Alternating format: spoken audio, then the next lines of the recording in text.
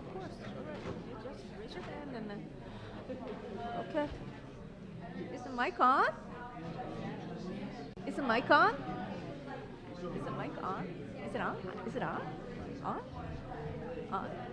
Okay. I'm calling July 5 Ad Hoc Advisory Districting Committee meeting to order.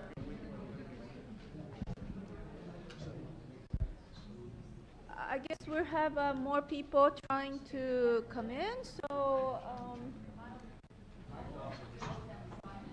okay, well, I really appreciate the high level of interest, and I see people who were here on Tuesday back. Thank you very much, and I hope you had a great holiday. Okay, so let's proceed. Before we start, a couple of things.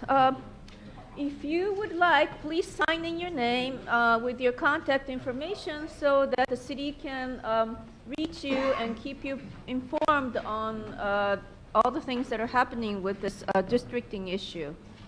And number two, if you would like to speak on at the public hearing section, then it will be helpful if you can fill out the speaker card. You don't have to, but it would be helpful if you did. And please bring them to me. Okay, so today I am going to provide a brief statement on the hearing procedure.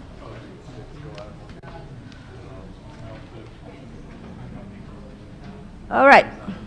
The public hearings today will be conducted by the chair in accordance with the following procedures. The chair of the committee directs all activity during the hearings. All comments shall be addressed to the committee, which means you don't talk amongst yourselves. Any item on this on the agenda may be we're not going to continue anything. Okay. Each speaker will be allotted up to 3 minutes. And you will see the time warning as you hit the a 2-minute mark and the end of your allotted 3 minutes. Okay, after the committee closes the public hearing, then no additional comments will be accepted, although the committee reserves the right to direct questions to anybody here on any matter. And special procedures and time limits may be applied, but I think we're going to go with 3 minutes per person, per speaker today. Okay, so those are the rules.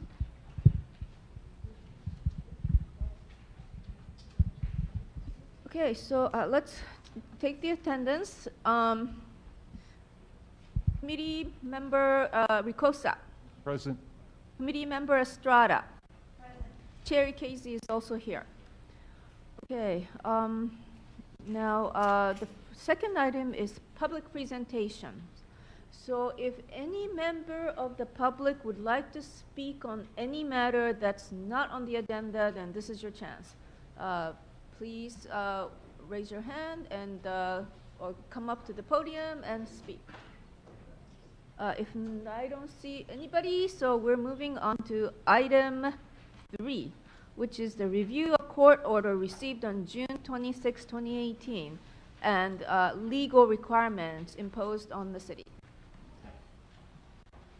Good afternoon, everybody. My name is Brian Doyle. I'm the city attorney. I'm here to assist the committee with consideration of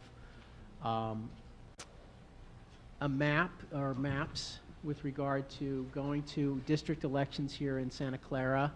The reason we're here today is the same reason we were here 2 nights ago, and that reason being on June 26th, the Superior Court of California for Santa Clara County issued an order to the city to hold 2 public hearings before July 9th, and actually it's been changed to really July 6th. So we had a meeting on Tuesday, and today's the 5th. We have another meeting, and the purpose of that meeting is to hear the public's input on on possible maps that will divide the city into districts for city council elections. So we had a meeting on Tuesday night, and we're going to have another meeting tonight. And then tomorrow, the court has ordered that both parties, both the plaintiff in the action as well as the city, to serve and file proposed district maps. So we're here to hear from the public of Santa Clara. The court wanted us to check with the public of Santa Clara about what they thought of these maps. We had previously scheduled July 11th and July 22nd to hold 2 additional public meetings. However, the court changed the date of the trial or evidentiary hearing on this matter to July 18th. So we're probably not going to have a meeting on July 22nd. 21st, excuse me. So we'll have the next public hearing that's scheduled is July 11th, and that will also to hear any public input on any map that might be recommended tonight, or if no map is recommended tonight, to hear further recommendations on a map. And then the court has informed the parties that it expects to make a final decision on whatever remedies it will make with regard to the lawsuit on or before July 23rd. So obviously we had the first public meeting on July 3rd. Today is the second public meeting, July 5th. The third public meeting is being held on July 11th. That's next Wednesday at the council chambers. And then at this point, even though it's still on the schedule, I don't think we'll be having a meeting on July 21st. Okay, and then what we're here to do is draw council districts per the court order. The court already had a series of hearings and issued a ruling early in June on finding the city's current system of election, which is a numbered seat system of citywide election, to be invalid under the state statute. And now the court will engage in a remedies phase, and the court has indicated that it will issue some kind of order requiring the city to have elections by districts. And when you draw districts, these are the criteria, the statutory criteria for drawing districts. The first one is that, and this is a federal constitutional requirement, that the districts are supposed to contain equal populations. In other words, each district should have pretty much the same population as another. And we'll talk a little bit about what kind of deviation you can have, but it's, in general, you're trying to have districts of equal population. They also need to comply with the Federal Voting Rights Act and the Equal Protection Clause of the United States Constitution. And those are generally requirements that we find in case law that deals with whether you're discriminating against particular protected groups. And then the third criteria is to establish boundaries of the districts. The council may give consideration to the following factors, or this committee may give consideration: topography, geography, cohesiveness, contiguity, integrity, and compactness of the territory, and community of interest of the districts. And we'll hear a little bit more detail about that from the next speaker. And then tonight, this is the second of 2 committee hearings before we have to submit a map to the court. Now, the court styled what the city must do as our best efforts. So we recognize, and I certainly communicated to the court, that this was an extremely short time frame with very limited ability to receive meaningful input from the public, but we'll nevertheless comply with the court order. So we're just simply telling the committee that the court is asking the committee to make its best efforts to come up with a map or maps and sequencing. What we mean by sequencing is which district or districts would be hold an election in November 2018. So the committee will be asked to forward a map or maps to the court either with no recommendation or with a limited recommendation or with a full recommendation. It's up to the committee as to what you feel you can do based upon what you've heard.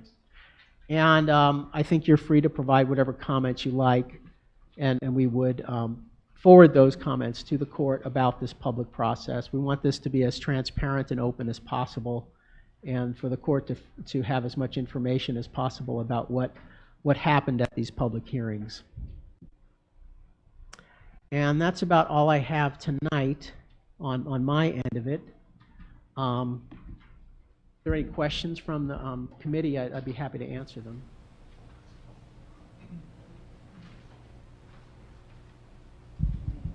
Would it be possible? Committee Member Ricosa. Would it be possible to schedule a meeting between the 11th and the 18th to get that second post-map meeting in?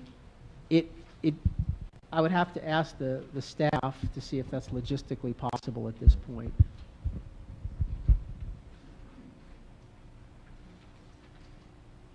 Okay, Committee Member Estrada. Thank you. Can you go back and clarify the statements that you made a few minutes ago regarding the role of the committee and what recommendations may or may not be made? Thank you. Again, the court is looking for the city's best efforts. It was not at all clear from the court exactly what the committee would be able to do by this date, considering that there were two very quick public hearings without much information about a map. We did publish some possible maps based upon demographic information about, simply trying to find 6 equal districts in population, based somewhat on the previous work that the committee had done with regard to 2 districts. And so it's not at all clear what the court really expects from the committee. It just simply ordered that there be 2 public hearings, and then it ordered that the city submit a map tomorrow. Given that, I'm assuming from what the court ordered that we should give them some kind of input from the committee. The court was very unclear about, how the committee would be able to really submit a map that had met any kind of fair discussion in the public on the time frame that it gave us. So I think we just have to do the best we can. I don't feel that we could have not followed this court's order, but we're just doing the best we can given what we were ordered to do. So just to make sure, today's hearing is all about accepting inputs, though. We're not doing anything. Well, if you feel you can make some kind of comment or recommendation on what the city's submittal tomorrow should be, then you can do that. I see. Okay, so that's not on the agenda, but it's okay to make that part of our proceeding? Well, hearing? it says number 4 is public hearing to receive input and form a recommendation on district boundaries and election sequencing. Recommendation. Okay, all right, thank you. All right, okay. Thank you. All right, so let's move on to item 4, presentation by professional demographer, which is, who is Dr. Gourbelet.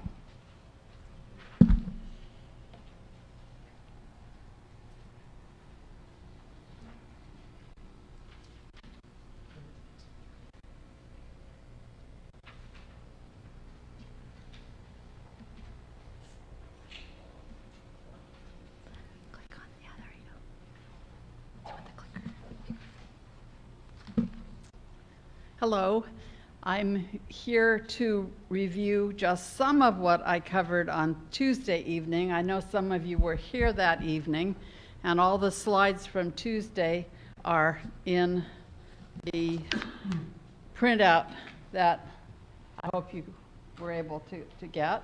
And in the interest of brevity, I have hidden a number of slides in what I'll actually present, but I'm happy to go to an unhidden version of this presentation in order to explain things if there's any confusion or clarifications are needed. Since Tuesday, I've been busy. I've done a couple of important things that I'll report on later. I've done some more thinking about the sequencing question under each of the 3 draft plans. Which seats could possibly be up for election this fall, given the current places of residence of incumbents and when their terms end. Right now, we have 6 incumbents, and 4 of them have terms expiring in 2020, and sorry, we have 5 incumbents because I'm disregarding the mayor, not because she's not important, but because it's really important to recognize she runs at large and would run at large under a 6-district system. So that leaves 5 current seating council members who are not mayors. Not the mayor. So of the 5 that we have currently seated, we have 4 whose terms expire in 2020 and 1 whose term expires this year. And there would be 1 open seat because we have a vacant seat on the council currently. So that makes 2 seats that could be up for the election this November. I'll explain that more later, but I've done some thinking about that, and if I've made mistakes, I'm sure you'll point out the error of my ways. But at least I tried. And the other thing I did was look at the latest voter data, which were from 2016, November 2016 general election. And I have summarized registered voters and actual voters for each of the districts in each of the 3 plans. And I'll share that information with you. That's just a piece of information that turned out to be of interest in the rounds earlier this year of discussion of districting. So I suggest that if you have questions as I go along, that you not interrupt me, but rather write it down. And I suggest also that you number the slides on your printout. So the first page has slides 1, 2, 3. The second page has slides 4, 5, 6, etc. The last page is slide 28. So as I go to each slide that I'm going to show you, I'll say what slide number it is so you can see what I skipped, so you won't have so much trouble keeping track of where I am. All right, I'm skipping the agenda slide from Tuesday's meeting, and this is slide number 3, districting criteria used by demographers. Mr. Doyle has given you some of the legal requirements used in districting, and we demographers use census counts from 2010 to evaluate whether the council districts have almost equal populations. And the thing that we end up looking at in particular in order to decide if the populations are equal enough or are adequately balanced among the 6 prospective council districts, and that measure is called total deviation of a plan. And the total deviation of a plan should be no more than 10%. So I will report on plan deviations as we go along. I won't explain how they're computed. You probably can figure that out looking at some of the slides that and parts of slides that I don't discuss, but I'd be happy to clarify that for you if you need to know. One little nuance on the population equality subject is that earlier this year, when the city was considering 2 council districts rather than the current 6 under consideration by this committee,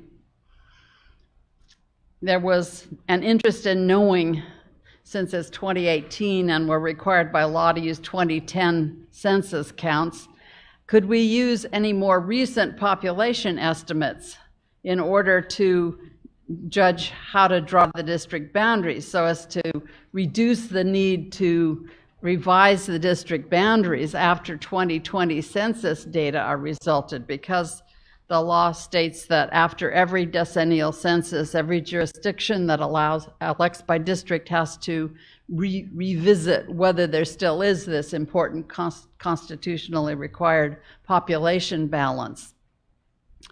So I did some calculations for all of the new housing built in the city since 2010 up through sometime last year, and applied multipliers, assumed numbers of persons per housing unit that are derived from state of California data, and estimated the 2017 population of each part of the city. And for each of the districts in each of the 3 plans reported the total census 2010 population and the estimated 2017 total population. We're not required by law to use the estimates at all, but housing growth in the city has been uneven, as I'm sure you know. So we want to at least be aware of where it's happened, so that to the extent possible we can draw the lines so that the parts of the city with the most housing growth and most population growth from new housing have smaller populations than other parts of the city, other council districts in other parts of the city that have not had such growth. So that's the population equality requirement, and I'll explain when we look at data where you find each of these measures. The Federal Voting Rights Act requirements, as we measure them in demography, these days demographers measure Federal Voting Rights Act compliance in terms of the share of people eligible to vote, that is, persons aged 18 and up who are citizens, people who can register and vote, in each council district. Now, the total number of those eligible to vote varies by council district because the age distribution and citizenship distribution varies in different parts of the city. So we're not trying to balance the total number of eligible voters among the 6 council districts, but instead what we're looking at is the distribution of people by race ethnicity, and this is required by the Federal Voting Rights Act, and the courts, as I understand it, have revised this over the years, but it's still the measure that we use now, how the share of the total citizen voting age population is distributed among the city's major race ethnic groups. So the shares that are really important for us to look at in terms of the Federal Voting Rights Act requirements and the lawsuit is the Asian share of those eligible to vote in each of the council districts. So that's what I'll be pointing out to you as we go along. Now, the state elections code has the requirements that Brian mentioned, Mr. Doyle mentioned already. Topography, there aren't any mountain ranges in the city, so that doesn't matter, no huge valleys. Rivers, natural barriers. Geography, like municipal boundaries, well, that's not relevant here. Cohesiveness, contiguity, integrity, and compactness of territory. Cohesiveness usually is interpreted to mean districts that are fairly reasonably compact. They're not long string beans of districts or some of the very famous gerrymanders I'm sure you've read about. Contiguity means we don't have a district with a piece here and a piece there. And communities of interest is the next most important thing. Maybe it is the most important thing for the purposes of Santa Clara's districting, is where the communities of interest lie. Now, a community of interest can be defined in various ways. It could be defined as what people think of as a neighborhood, or it could be what people believe in, what their socioeconomic mix is, what their race ethnic mix is, and many other things. It could even mean, people with characteristics that we usually don't think are important with regard to voting, but it is possible to consider other things under this particular requirement. And another thing that I wanted to mention under the heading of other criteria is that I believe, my firm believes, that it's really important when possible to create recognizable boundaries between city council districts or any other kind of election district so that people can tell easily where a boundary is on a map. And over there, posted on the wall, you'll see the 3 draft plan maps, and you have them in your handout as well, although they're not so easy to see. But we've used major boundaries, expressways, railroad tracks, and other features that are very clearly understood and easy to understand as boundaries, when possible. So I've just covered this slide already, which is slide number 6. So I won't talk about it anymore. And this, skipping, is slide number 10. This map is a background map that provides data on the population distribution in the city in 2010. And the geographical units here are census blocks, individual census blocks, which are the smallest unit, very smallest geographical unit for which the Census Bureau provides population counts. Sometimes they're individual city blocks, and sometimes they're a lot bigger. In rural areas, they can have many square miles in them. But this map shows the population of each census block, nearly 1,900 of them in the city in 2010, and the size of the circle, the size of the pie, represents the total population of that census block, and the pieces, the colors of the pieces of the pie inform us of the race ethnic category that people self-report when filling out the census questionnaire.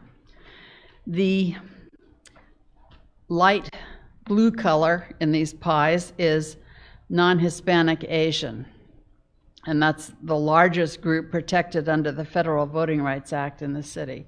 And of course, Asians are a diverse group, and we recognize that diversity, but often for districting purpose, all the Asian groups are grouped together as one, and that's what we've done here. The dark blue pieces of the pie show the share of the total population that's Hispanic. The green pieces of pie are non-Hispanic whites. Red, non-Hispanic African American, and yellow, all other groups, non-Hispanic, all other groups. So that's what you find on slide 10.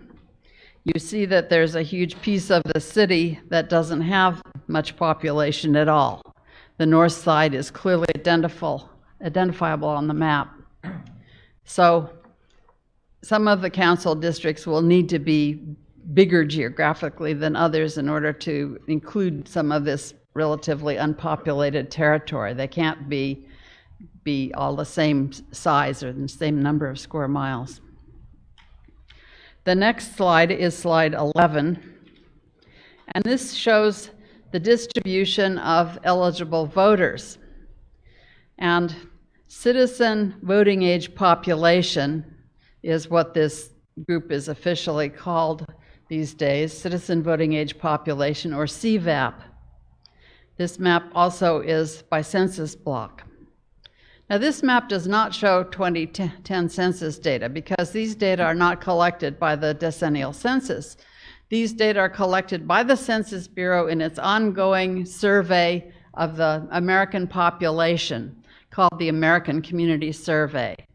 And more detailed questions are asked in this survey than on the census as a whole, the regular census.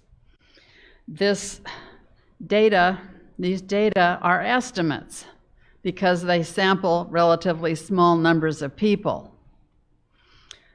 They are for a 5-year period, 2012 to 2016, and that's the most recent set of data available. The special tabulation of the American Community Survey that is depicted on this map are the CVAP estimated numbers and population shares. And this is really inexact, but it's the best measure we have to evaluate Federal Voting Rights Act compliance.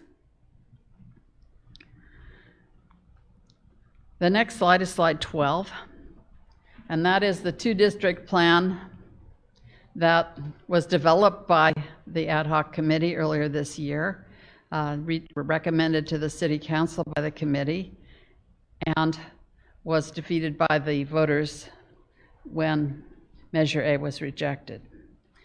Notice that there's just one line in this map, obviously, in order to have 2 districts, but it's a really clean line.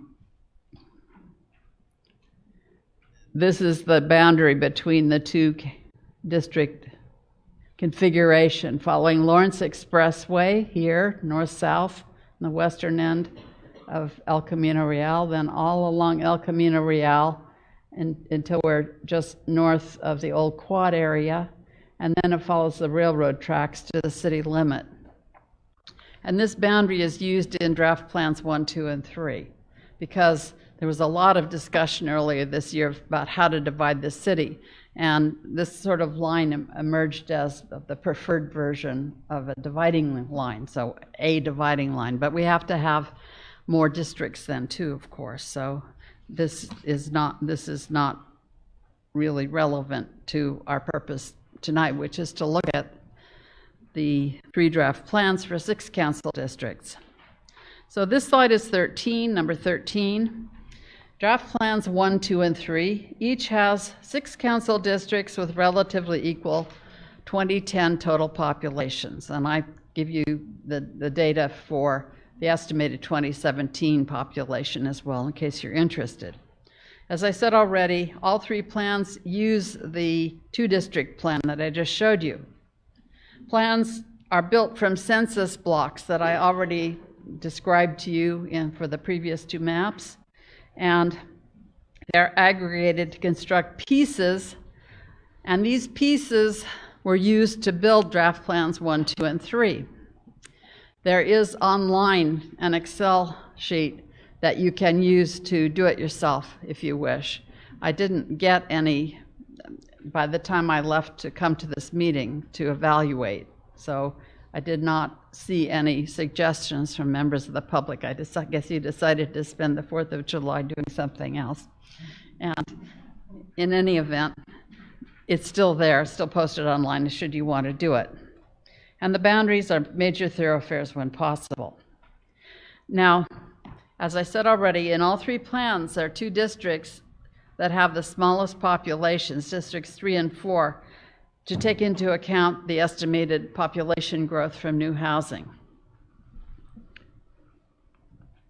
Draft Plan 1, slide 16. Draft Plan 1 and Draft Plan 2 are very similar, except for the boundary between Districts 1, which is this northern one here, and District 2, which is the next district south. The rest of the districts are the same in Draft Plans 1 and 2. The boundary in Draft Plan 1 between Districts 1 and 2 follows Highway 101 and Montague Expressway. And the other boundaries I'll start with the boundary between District 2 and 3. This boundary follows railroad tracks and then Bowers down to El Camino Real, and then El Camino Real west to Lawrence Expressway, and then south to the city limit.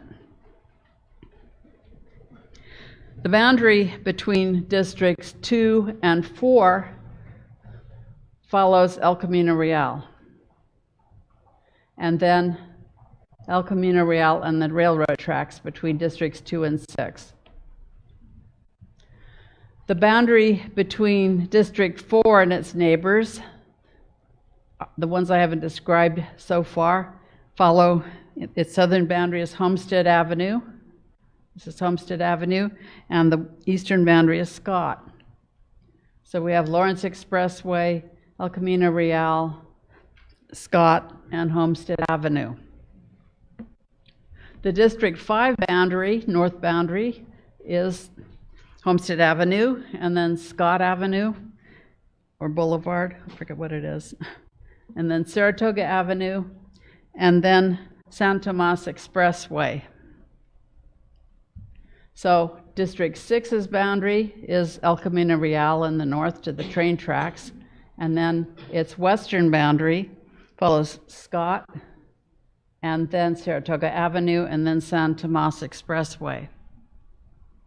So those are the boundaries for Draft Plan 1. This table, which is slide number 17 in your handout with numbers that are very hard to read, to say the least. You didn't bring your magnifying glass along, I guess. The only important numbers really for you to think about, and I'm not going to go through them one by one, but the important numbers that you need to know are the ones that identify how well this plan meets the legal criteria of population equality and Federal Voting Rights Act compliance. So the first number that represents how well it meets the population equality requirement is right here where I'm pointing, and it says 7.5%. This is Draft Plan 1's plan deviation, and that is indeed less than 10%. So this draft plan meets the legal criterion as the courts have interpreted it for jurisdictions like this city of population equality. The deviation, if we took into account added population from new housing built since 2010, is 11.2%. That's not too much over 10%, and I believe that in some cases, if there are good reasons to exceed 10%, that can be argued in a court of law should anyone challenge them. And I think that this figure, which is based on estimated from population from new housing, probably would be a pretty sound argument for saying that this deviation would be okay, maybe later on down the line. But in any event, not too much adjustment of boundaries would be needed after 2020 census if all the population change in the city was the result of new housing, which it isn't. So that's one reason this 2017 population estimate isn't too useful, because although it's indicative of how some of the geographical shift in population has what it's been since 2010, it's not definitive. There's no way of estimating who lives exactly where and how many there are in each little piece of territory. All right, so that's the first number that mattered, that 7.5%. The second number that matters on this table for Federal Voting Rights Act compliance purposes is right here, this cell, 51%. And that 51% is the estimated share of District 1, this is the first row's District 1, 51% of District 1's CVAP, citizen voting age population or eligible voters, of the total. This means that if CVAP is used as a measure, as I believe the courts have, which I believe the courts have endorsed, then this plan would give non-Hispanic Asians the ability to elect representatives of their choice. So this plan, according to my understanding of what the courts have said and what's been done in recent years in redistricting of cities, is a very important number. None of the other council districts, and each row is one of the council districts, none of the other council districts has anything approaching 50%.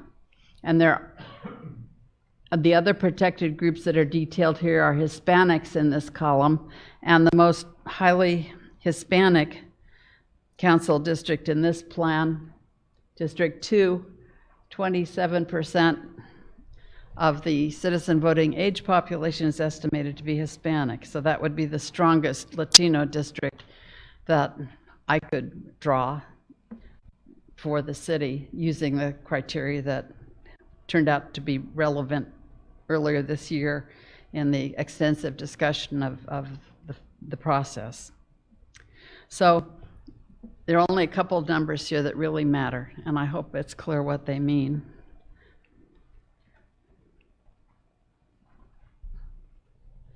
All right, now we'll go to Draft Plan 2. Draft Plan 2 is slide 18. Draft Plan 2, as I said, is identical to Draft Plan, is identical.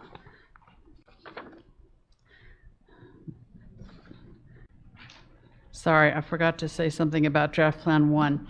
In the bottom right corner of this slide is something that I didn't show you on Tuesday because I hadn't done it yet, and that is my best guess at what facts could influence election sequencing. There are 3 seats that could be open for the November election this year, and only 3 because Districts 1, 5, and 6 have incumbents with terms expiring in 2020, and all the law that I know of says that you can't unseat an incumbent by saying, well, you live in District 1, but we're going to hand that seat over to an election this November, so you can't serve out your term. You have to run against anybody else who wants to challenge you this year. Well, as far as I understand, you can't do that.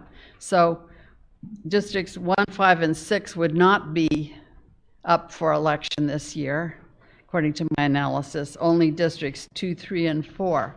And District 3 does have an incumbent, and his term expires this year, but I believe he may not be running for re-election. So that's why I said they could be open for election this year. 2 and 4 for sure, and maybe 3. But because we have 4 incumbents whose terms expire in 2020, there'll be only 2 seats that could be assigned to have elections this year, and that would be 2 of these 3 possibilities. So that's my understanding of something that might help decide election sequencing. I'll get back to this. All right, Draft Plan 2. It's identical to Draft Plan 1, as I said already, except for the boundary between Districts 1 and 2. And District 1 is a very large district geographically speaking, and District 2 is here. And District 2's northern boundary, the boundary between Districts 1 and 2, follow Tasman, Lafayette, Montague, Expressway, and Highway 101. The other boundaries are the same as in Draft Plan 1, and I won't review them for you. Now, my analysis of which seats might be subject to election this year would be 2 seats out of these 3 districts, 1, 3, or 4. So any 2 of those could be up for election this year, and the other one would be 2020. So we already have incumbents in Districts 2, 5, and 6 whose terms expire in 2020. So we'd have 2 seats for either 1 and 3, 1 and 4, or 3 and 4. Those kinds of combinations. Now here are the data for Draft Plan 2. population data from 2010 show 8.8% total deviation, planned deviation. This is slide 19, and that is acceptable. It's less than the 10% presumptive maximum. If we take our estimates of post-2010 population growth from new housing into account, this plan's deviation is 12.5%. In this plan, we have that 8.8% number, total deviation here, but looking at the data that would help us understand Federal Voting Rights Act compliance, we have no district that has 50% or more Asian share of CVAP. So this might be a drawback, in my view, from a Federal Voting Rights Act in purpose evaluation of this plan. I think that I did that difference between districts 1 and 2 and plans 1 and 2 just to show you that really we don't have much choice in how to divide the northern part of the city, and neither one is really a good way to divide it, because the population concentration there is too big for a single district, and it probably should be a single district, but it can't be with the maximum population size that would be permitted within each district. So that's draft plan 2. Next slide is slide 20, this draft plan 3. This started out with a different philosophy or a different set of assumptions, and that set of assumptions was that we wanted to keep the neighborhoods, the city's neighborhoods, as intact as possible.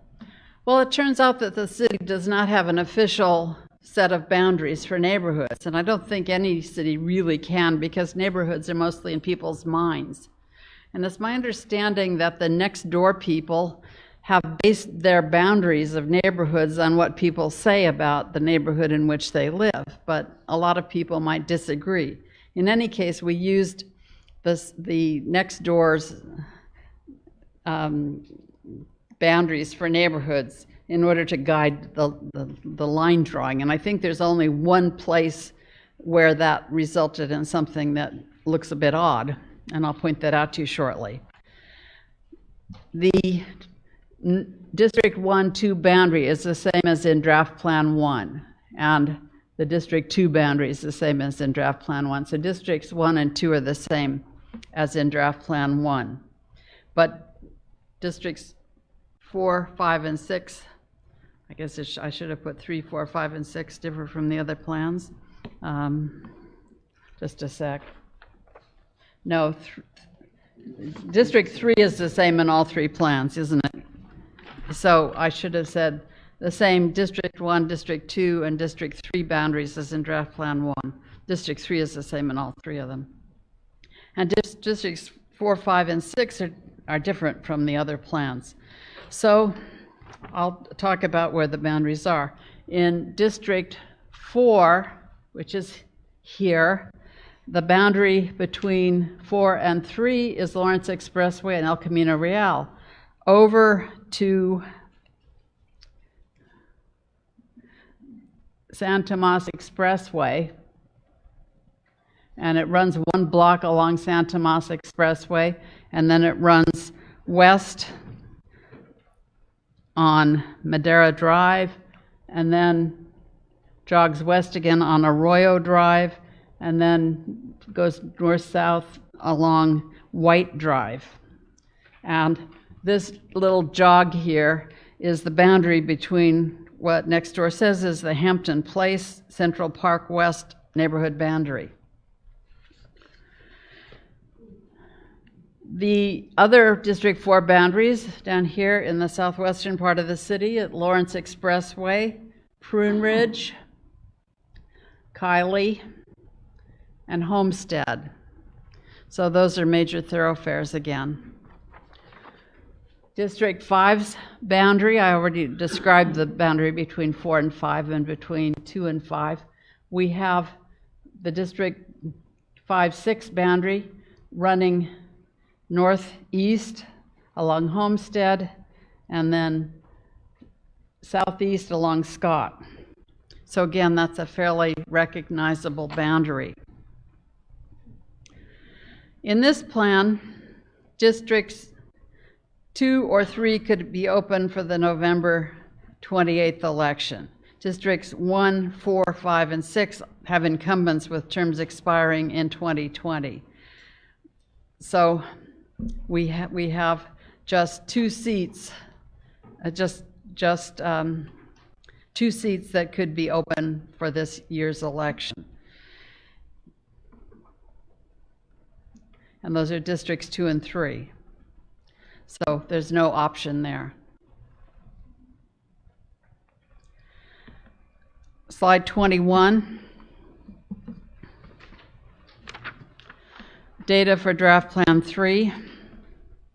Plan's deviation is virtually the same as draft plan 2, 8.8%. If we take into account population from housing growth since 2010, the plan deviation would be 12%. So here's the 8.8% plan deviation. And then for Federal Voting Rights Act purposes, we should look at the Asian population shares. And District 1 has 51% Asian citizen voting age population shares. The share of the citizen voting age population, 51% Asian, just like draft plan 1, since it's the same district as in draft plan 1. And we have the same Hispanic share of 27%, the next most numerous protected group protected under the Federal Voting Rights Act, population share, because District 2 is the same as in Plan 1. So those are the 3 plans. They share a lot of common features. And I started drawing these districts about a week ago, a little more than a week ago, June 18th, I think it was. So I think that there are probably lots of other possibilities out there, but there just wasn't enough time to really explore those. And public feedback is always important when deciding where to draw the lines. And the plans that you see, even though they were developed rather hurriedly, are based on a lot of the feedback received from members of the public earlier this year, not necessarily taken into account in the 2-district plan, but I remembered what people said. I had notes on what people said. The city had records of what people said. So these boundaries do have some foundation in public opinion. Now, this is a new slide since Tuesday, slide 22. Here's where I analyzed 2016 voter registration and turnout for each plan.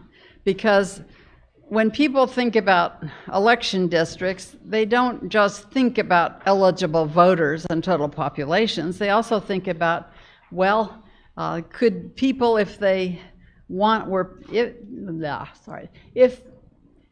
if we wanted to elect somebody, if members of my group wanted to elect somebody, what share would we have of those who are registered and those who turn out to vote? And the last election for which we have data is 2 years ago, November of 2016. These data are from the California statewide database. And it's possible to have the registrar of voters send a complete list of all the current registered voters, or all of people registered to vote, with their addresses. And another very important piece of information, but there simply wasn't time to do that for this round of districting.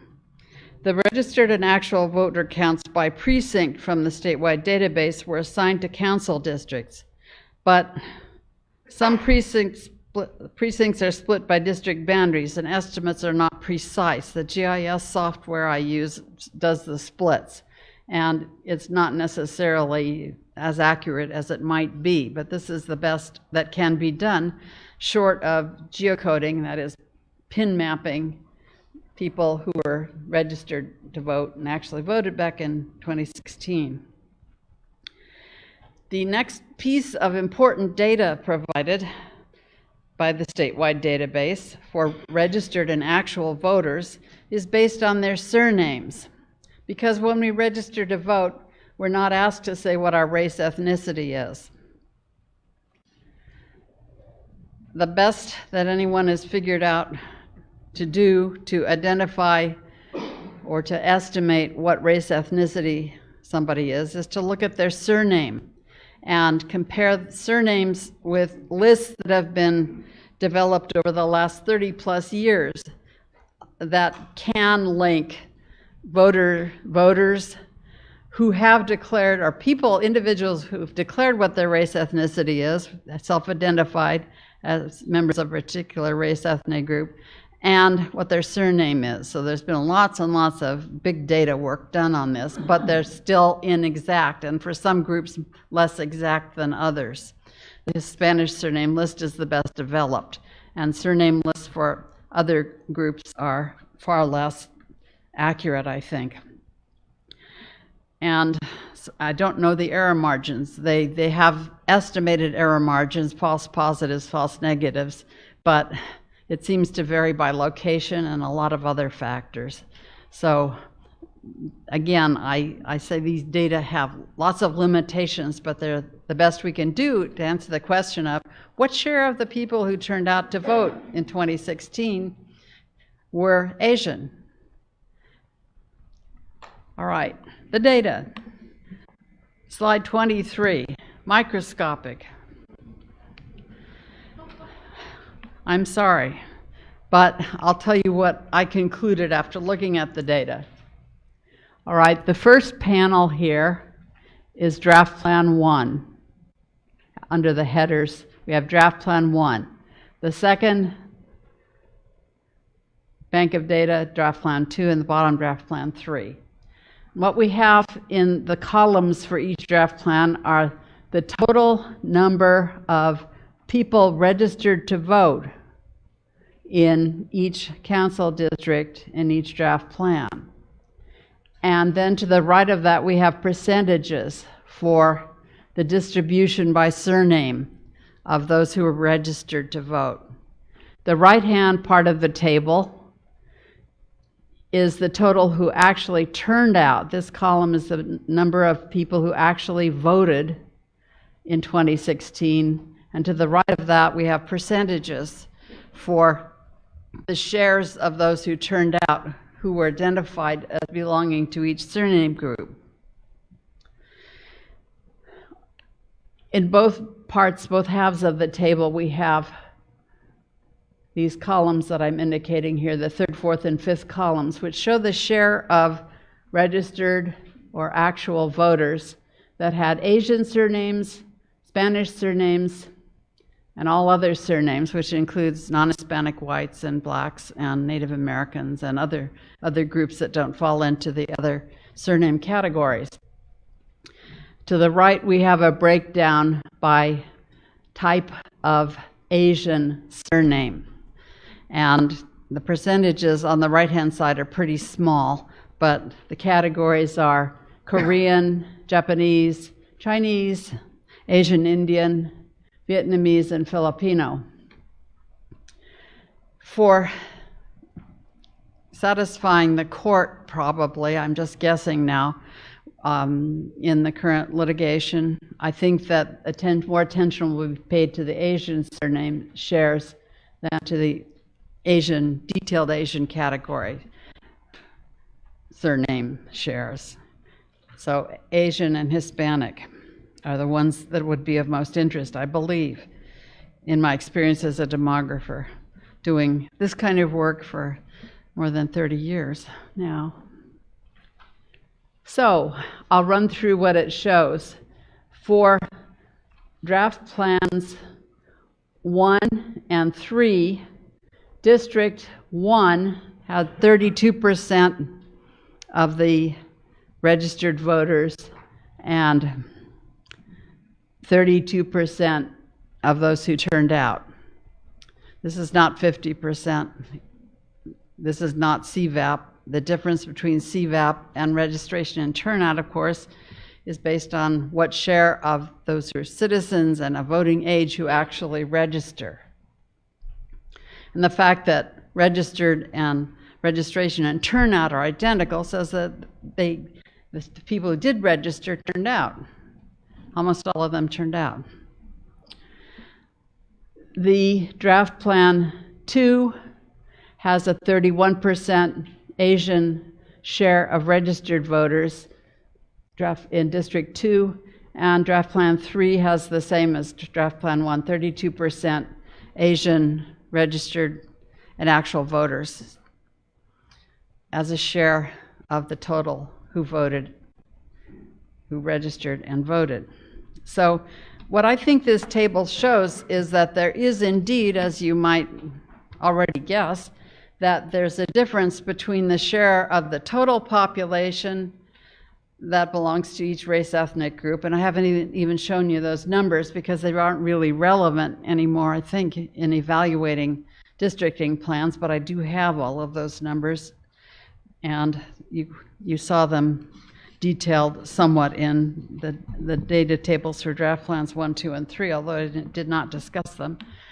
There's a difference between the share that Asians have, for example, of the total population of the citizen voting age population, those eligible to vote, the registered voters and actual voters, which are identical or nearly identical. But there are these differences. If you really want to measure, could Asians, if they all voted the same way, elect a representative of their choice in a 6-member districting plan, they'd have to have 51%, but they don't.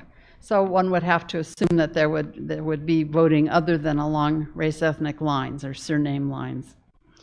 And I'm sure that that is true, especially in a city like Santa Clara.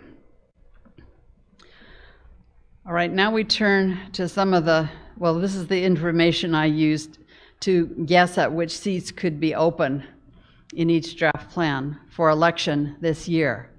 And here we have the sitting council members Davis, Kolstad, Mahan, O'Neill, Watanabe. We have a vacant seat here, and then the mayor is at the bottom because she would run at large under the 6th district system, as I understand it. This column here shows in which district each of these people lived in draft plan 1, 2, and 3, and the term expiration date is in the far right-hand column. So these are the data I used to try to tell you what seats I think might be up for election in each plan this fall.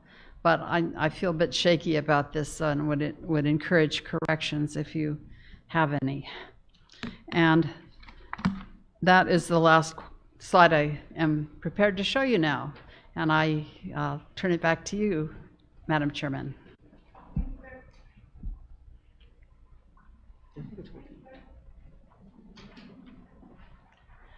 I don't think her mic is working.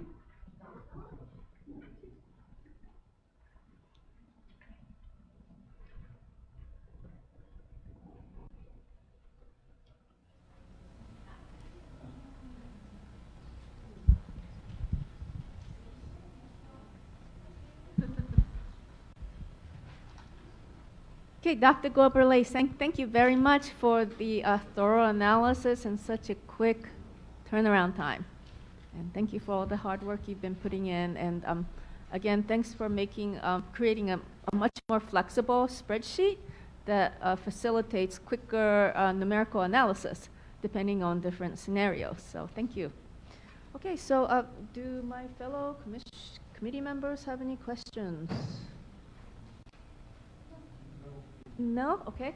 All right. I just have one quick question on slide 23.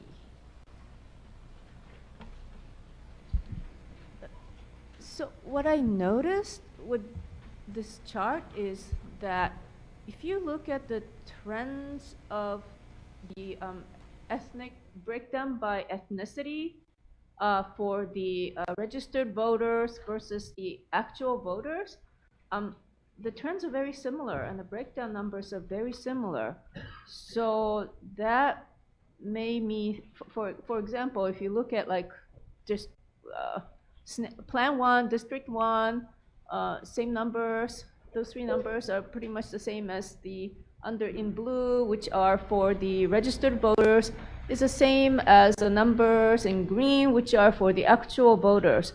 So that makes me conclude that the turnout ratio is pretty much consistent across ethnic groups. There isn't like for example, Asians voting at a much higher turnout than other groups, for example. Would that be a reasonable conclusion? I think that's correct. If you look at the total here in Plan 1, for example, there were 51,088,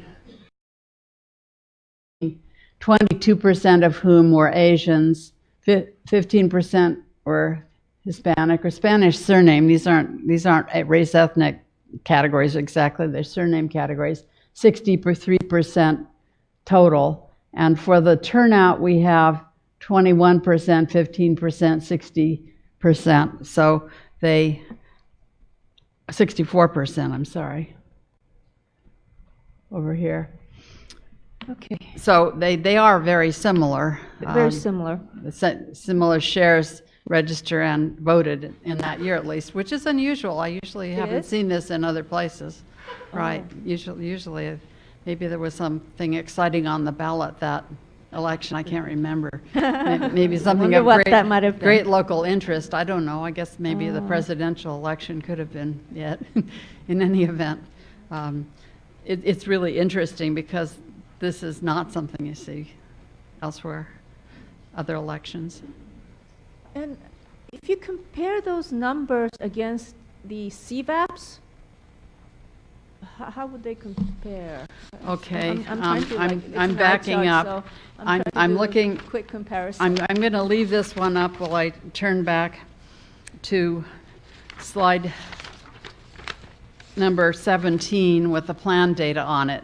And I think you can at least see that table on in your handout. You can't see the numbers.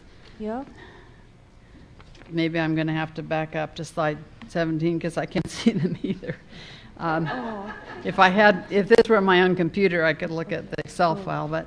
I'm looking at slide. All right.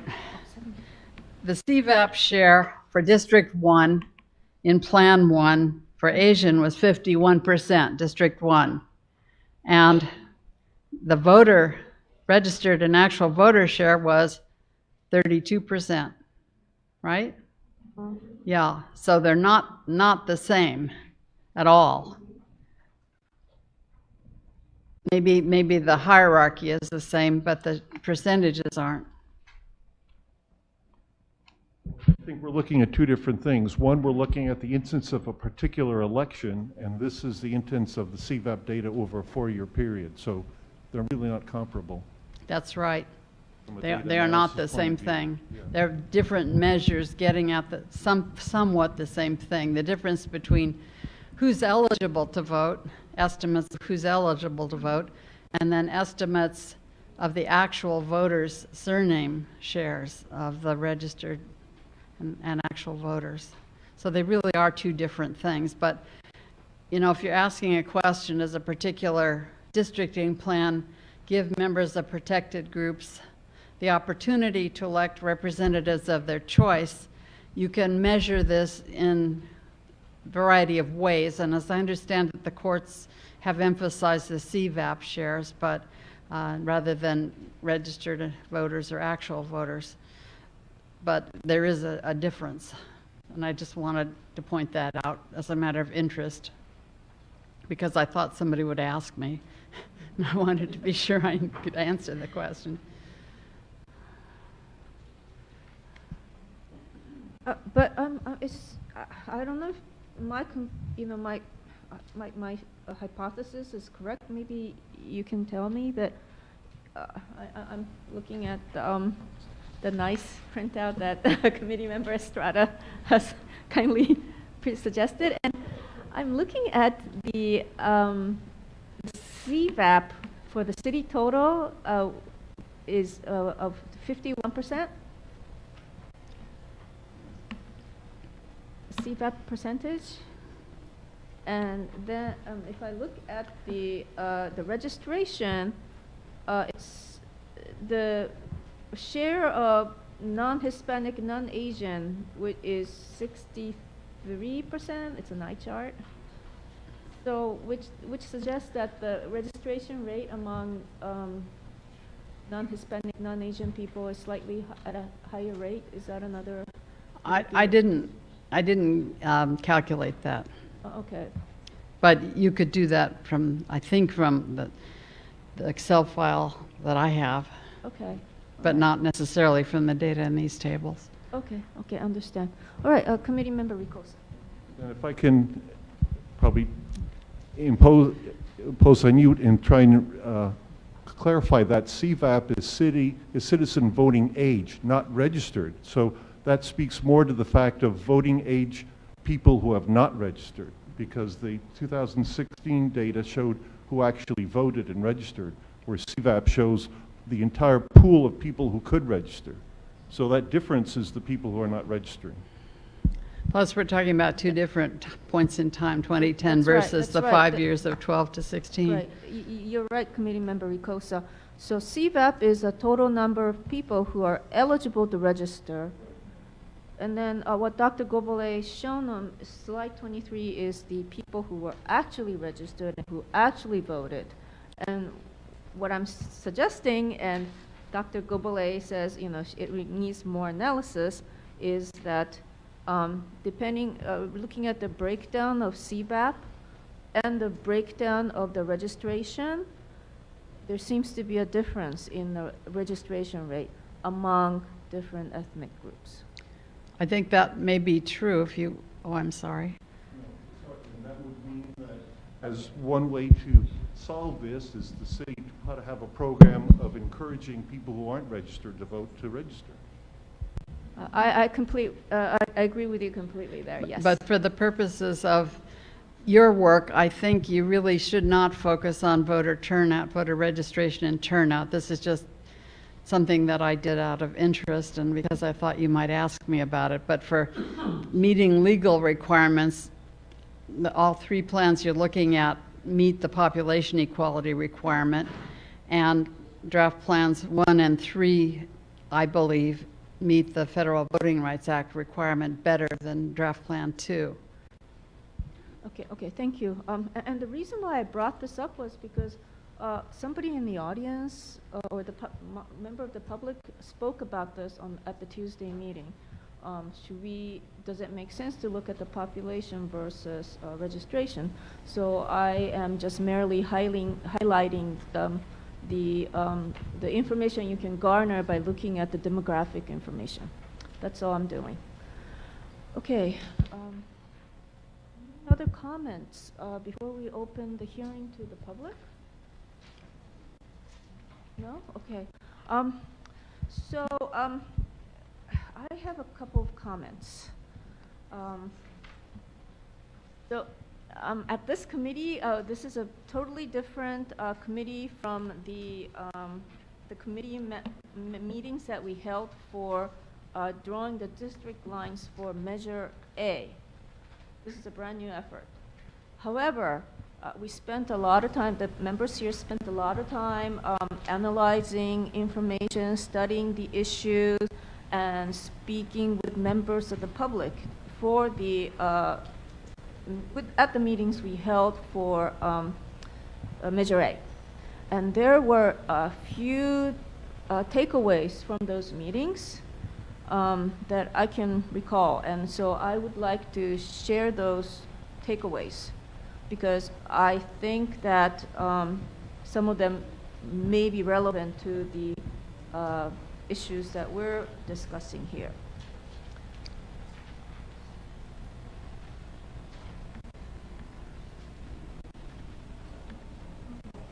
So we'll be doing comments after the public too.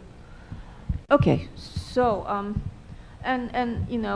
when we hear from the public, if I could hear about some of the takeaways that I'm going to discuss now, I will be most appreciative, because it will be something that I personally would like to take into account when we make our recommendations. Hopefully we'll make some recommendations before the end of today's meeting because of the the requirements that the court is imposing on us.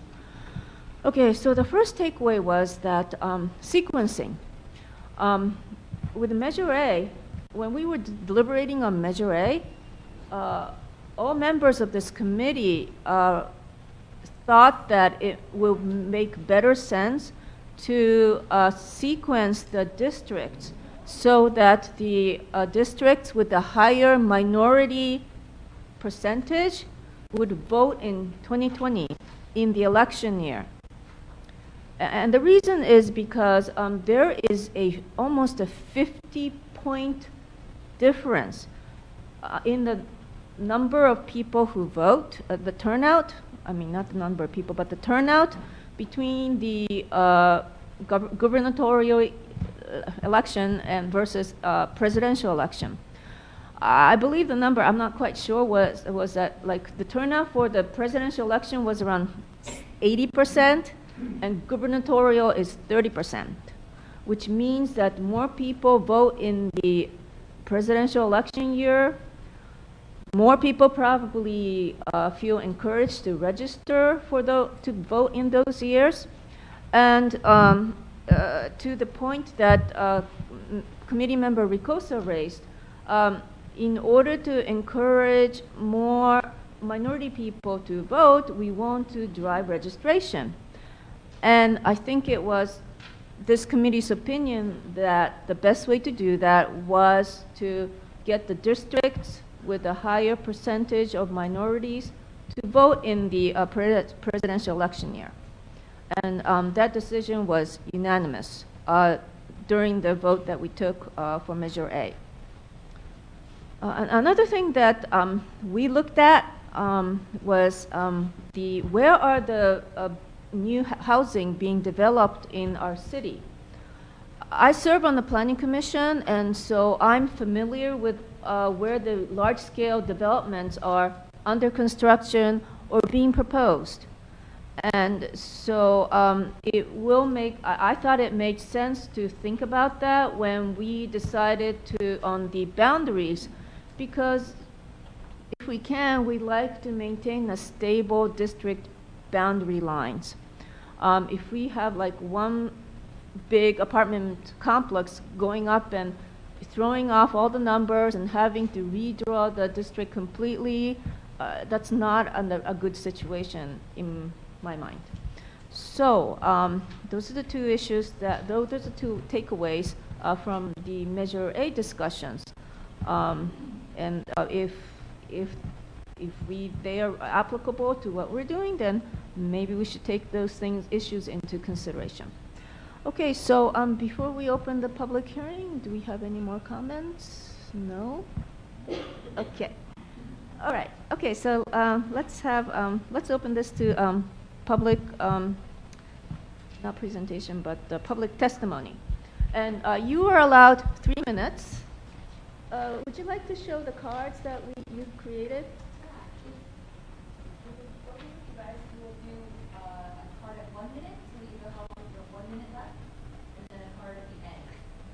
And can someone show that? Oh, I guess the speaker is going to be there, so you're going to be showing that there. Okay, that makes sense. 3 minutes total. 3 minutes total. Thank you. All right. Okay. So if you like, when I call your name, please go up to the podium, and if you could make sure that you're speaking into the microphone, it would be most helpful. The first person to speak up is Keith Adams.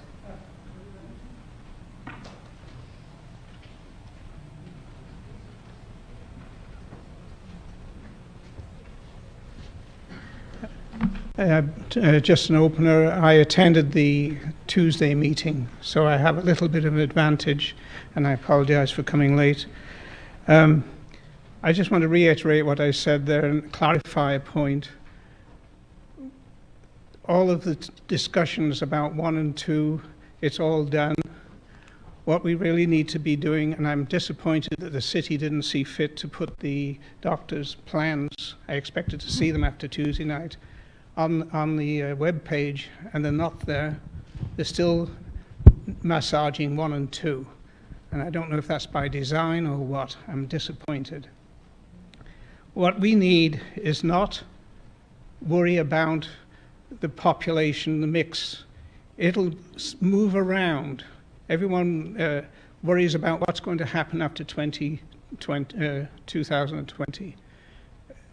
We can't worry about how people move. We can't be changing the zones or districts. If people move in a block, they do better and get out of an area or move into another spot. You can't do that. I've been here 50 years in this city, and I know that it's all fluid. It changes. Population, children, we closed schools years ago. Now they're crying because they're not there. We fought to keep them. Okay, we tear down things. We do many things that are good and bad in this city. It's a good city, really. But we do need to look about, have a district or each district should be, I like the idea of the, what we called it, the, I forget the name of it now, but it's the boundaries where they're not regions, not homesteads, but they're adjacent to each other. Yeah, whatever that. Pardon? No, I'm sorry. It's anyway. I'm wasting my time. But anyway, what it is, I want the city to have divided up so that we have a uniform area where the council member can administer, but be around for us to talk to. Each area has its own problems, specific. Many of us don't understand what goes on in another area. We don't go down there very much. They don't come here or whatever. But we do need to have proper representation within each area for maintenance of the streets and to bring problems forward like traffic. You know, each area is different, has a unique situation. So we need to have that person or the districts made up for cleaning, maintenance, and general management, and not fluid and having to change them all the time when people move on. So that's my time. I'll think of that name of that place in a minute. Bye-bye. Okay, thank you very much. Sorry, Chair Kesey, may I make a clarification? We actually did post the maps on Friday with the agenda for today. So the maps have been up online since Friday, June 29th.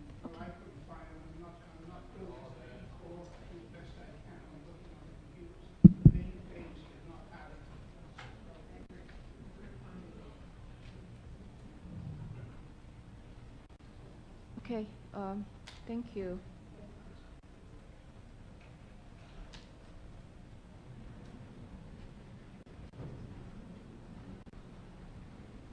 The next person is Bern Steves.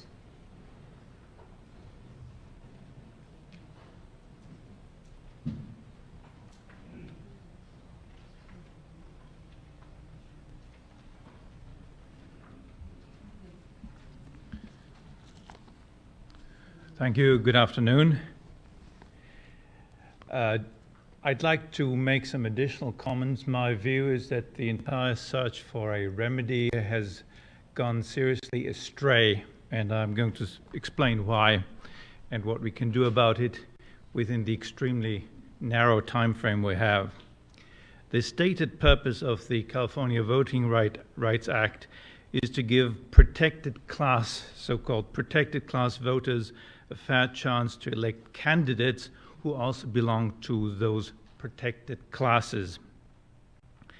Nothing in the California Voting Rights Act actually requires or even permits consideration of the interests of non-citizens who are not eligible to vote. The immediate task here is to come up with a solution for the upcoming November 2018 election. That's what all the rush is about. a solution under the CVRA need not necessarily involve districts, provided that it addresses the complaint that the protected class voters have made. At the upcoming November election, two council seats are up for re-election in separate seats. In other words, the separate ballots are cast for each seat. The simplest change that can readily be implemented right now is to elect both council members at large instead of separately. That is to say, everyone casts 2 votes, the votes are totaled, and the top 2 vote getters are elected. Now, how does such a 2-member at-large voting help? By the way, this is quite commonly used in other cities, for example, in Cupertino, and has not, as far as I know, led to any CVRA complaints so far. Now, how does this address the interests of protected class voters? Protected class is the term in the law. Well, quite simply, it allows protected class voters, if they wish to do so, to concentrate their votes throughout the city on protected class candidates. And if they all do so, they have a good chance to have one of their protected class members elected. Of course, there's a lot of, in fact, cross-race voting here, which to my mind is very encouraging, but it does somewhat complicate the analysis under this. Okay, thank you. Okay, thank you. By the way, an acoustic signal would be great instead of just a card. I wasn't really looking at you, but I'm not complaining. Just for the next speakers. Okay, thank you. All right. So this speaker spoke about top 2 vote getters, voting by top 2 vote getter. I mean, electing top 2 vote getters in 2018. But my understanding is that the Santa Clara registrar is not capable of supporting that in 2018. They simply don't have the ability to do that. This would not be ranked choice. No, they probably could accommodate a straight up 1 and 2. Okay, thank you. Next speaker is Bruce.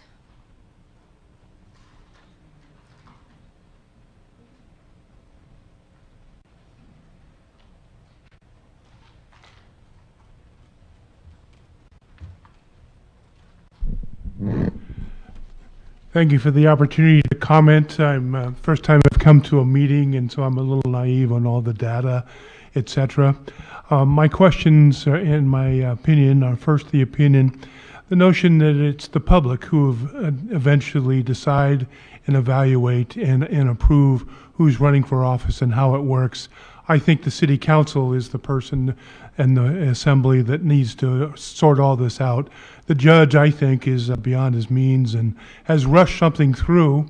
It appears, from what I understand from some of the council members, that there are illegalities going on in rushing this through. The California Voting Act, which I don't know about, has time limits, and these time limits and the methods are being stretched so that we have a situation of garbage in, garbage out, where the notion is it's just going to be wrong all the way around. My hope is that the judge will do something, and the city council has the legal ability then to redo it in 6 months' time, and the judge's order doesn't necessarily go forward. And thank you for your time. Thank you. Leslie Kelsey. Kelsey.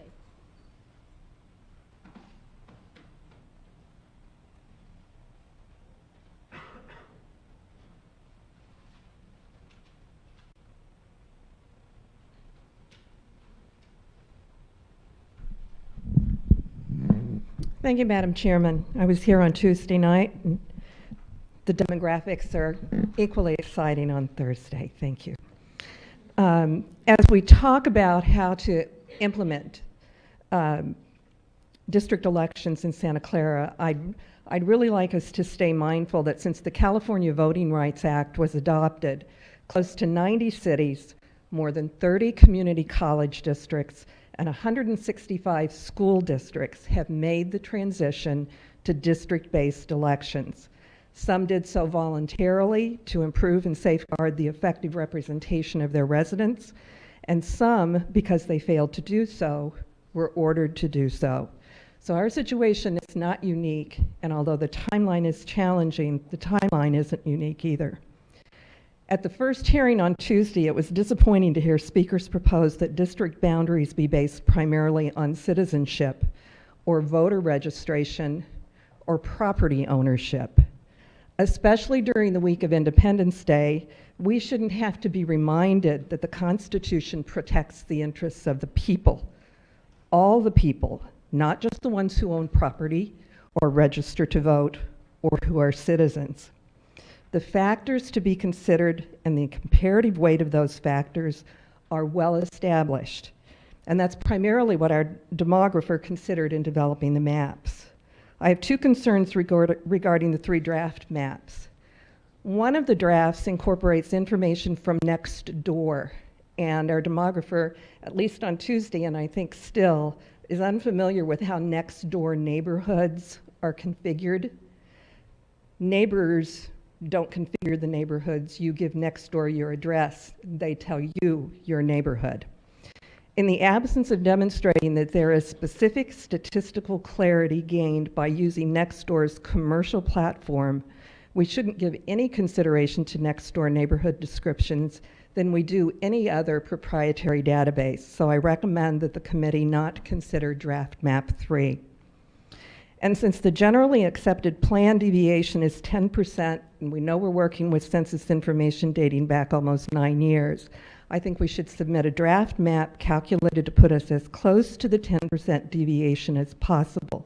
So I recommend the committee also not consider draft map 2, which is expected to produce a deviation larger than draft map 1. Thank you. Thank you for your very thoughtful comment, and I completely agree with you that everybody deserves representation. Let's see, the next person is, I can't read.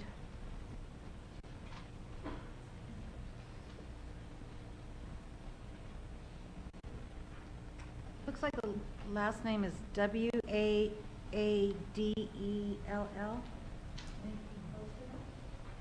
It's one L. I'm sorry for my last name. No, that's okay. Is your first name Pat? Yes. Oh, well, thank you. Thank you. In the interest of time, what the last lady said.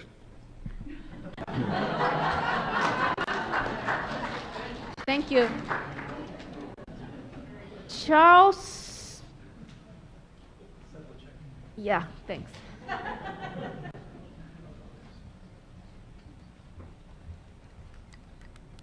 Hello, I was here last or Tuesday, and I'll reiterate, but also add a few more things.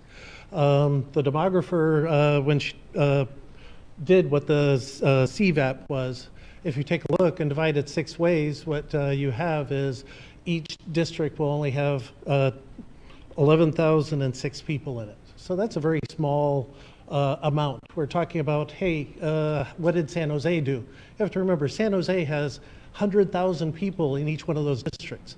What does Santa Clara have? 116,000 in the whole city.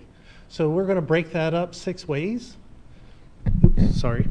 That just seems like we're chopping up this baby a little bit too fine. The other thing is it makes it that much harder to stay within your deviation with the smaller communities.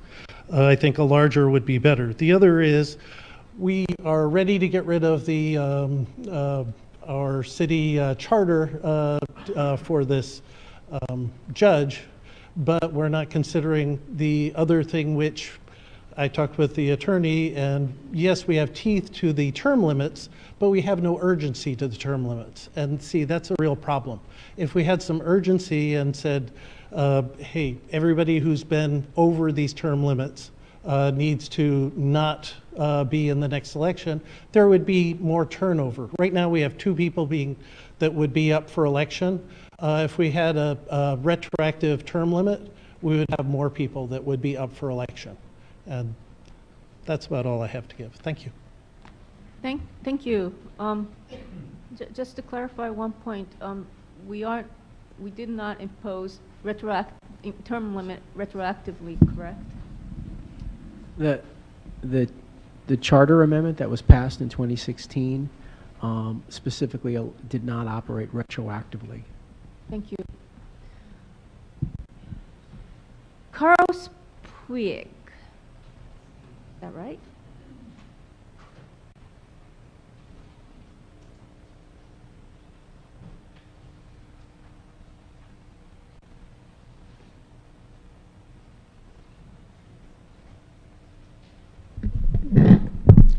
Thank you, Madam Chairman. I have 3 brief points. Dr. Gabale, thank you very much for your wonderful presentation. I have a request. For the CVAP data, you say these are from small samples and are inexact. Could you please publish the margin of error for the CVAP estimates? The reason that I'm mentioning that is that we're splitting hairs, possibly, in distinguishing between 51% and 48%. If the margin of error is plus or minus 5%, those two are the same. They're statistically not distinguishable. So please be careful about reading everything to the last digit. Number 2, I'm troubled by the notion that there are 3 open districts and only 2 will be filled. Whoever gets left out is likely to think no taxation without representation. I think in terms of harmony in the city, it is extraordinarily important to have everybody represented. The only draft plan that meets that criterion is draft plan 3. And not saying that that's the best plan, but the other 2 I would disqualify because 1 district would not have a city council person and all the other 5 would. Finally, in response to Madam Chairman's concern about redistricting, the 2020 census is barely going to be out in summary form in 2022. So very likely the earliest that we would have new census data is 2024. And so we're talking about a districting process that might be there for 4 to 6 years, but would have to be redone because this is an extraordinarily dynamic city. Thank you. Thank you. I didn't understand what you said about why you thought District 3 was a good idea. Can you go over that again? I didn't understand what you said. Okay. As Dr. Gobele mentioned, with plans 1 and 2, there are 3 uncovered districts. There's District 3, which is Mr. Kolstad's district, that's up for election. And then there are 2 others that are not included. If you look at the listing of the districts, 2 of the other districts, one case I think it's 2 and 4, and the other case it's 1 and 4, would not have a resident city council person. And I'm concerned about that because we would only be able to pick 2 out of the 3, and whoever got left out, whether it was District 1, 2, 3, or 4, we're not talking about the 4 that are incumbent, would feel left out. Everybody else in the city would have a representative on the council. That 1 left out district would not. In Plan 3, there is District 3, which is Mr. Kolstad's, and then 1 other district, District 2. And so there are 2 open districts with 2 open seats. We have an election, Districts 2 and 3 get filled. Everybody has a resident city council person. So I ask you to think about the poor people in the district that would be left out. Dr. Gabale, do you want to mention, comment on that? Well,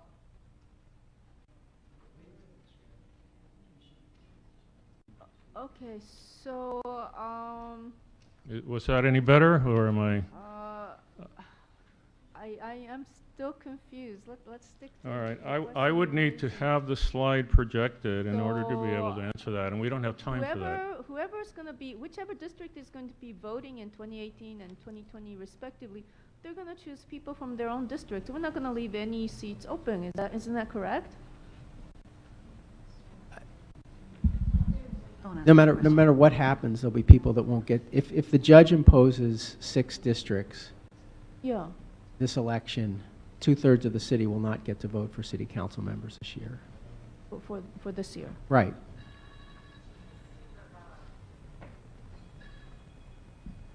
I want to.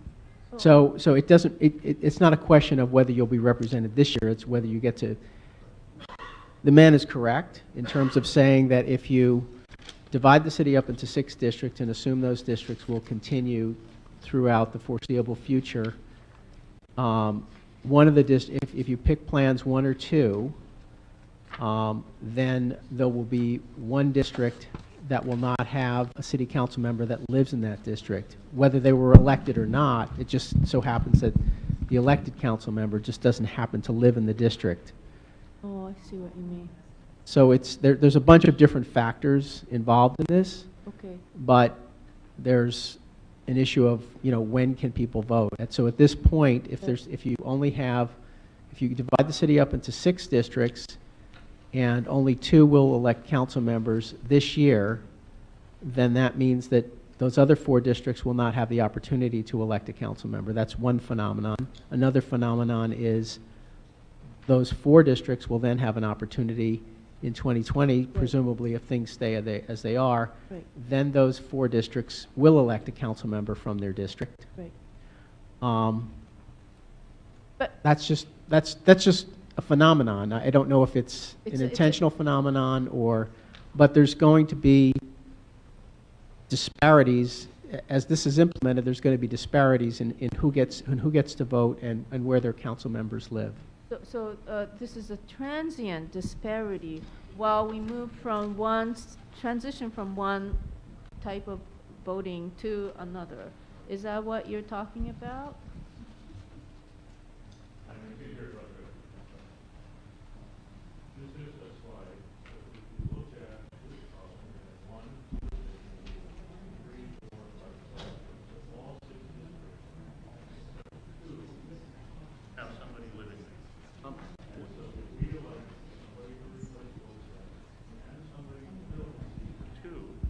Every district will have a resident council person, and one will have the mayor as well. This is the only plan that has that property here. But this is a transitional thing. This is for 2 years. Right. I mean. Well, sure. Okay. That's a point that I wanted to understand. So the issue you're raising is transitional, but it's going to be resolved as we move forward. Okay. Committee member Estrada. Just for clarification, in map 1 and 2, you've got 3 council people living in District 5. In map number 3, you have 2 council persons living in District 6 and 1 living in 5. So it's only a temporary measure that will get resolved in 2022. Is that correct? Member Ricosa. Yeah, I think the overall flow here should be think long term. Right. I tend to agree with Committee Member Ricosa's comment. There's going to be some transition period when there's going to be disparities. I don't know how we can avoid it if we have to make a transition.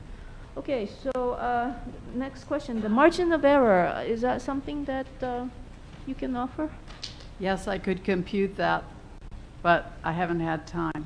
Sure, I understand. And in my experience doing so, when differences are as big as we saw, they are significant. So my feeling from experience is that they would be significantly different. But I have not done the computation, so that's just my gut feeling for whatever that's worth. Oh, okay, thank you, yes. And just for the committee's benefit, I think we are in an extremely short time frame, and I think we just have to do the best we can.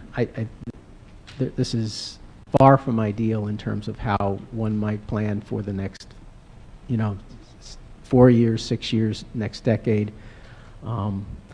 As you recall, we spent a lot of time in the last set of hearings, both within, spread out among the hearings and with a lot of more lead time and information to the public. So we did spend a lot of time on the whole issue of sequencing and the effect. And that was a lot easier when you only have 2 districts. When you have 6 districts with some sitting council members that no doubt will be displaced if they want to stay in office, because several are living in the same district, you have even more questions to ask, how will that play out in future years?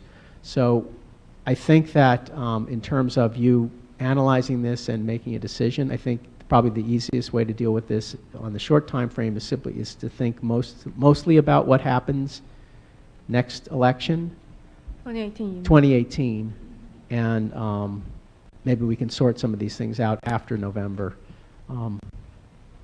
with regard to some of the other districts. Okay, thank you. Dr. Gobele? Just one point. The Census Bureau works really hard to release its PL 94-171 data for redistricting very early in 2021. And jurisdictions like the city would need to re-examine its system and redo its districts by early 2022. Okay, thank you. So if we have to, we can complete redistricting for the 2022 election, is what you're expecting? Yes. Okay, thank you. Okay, that's David Carey.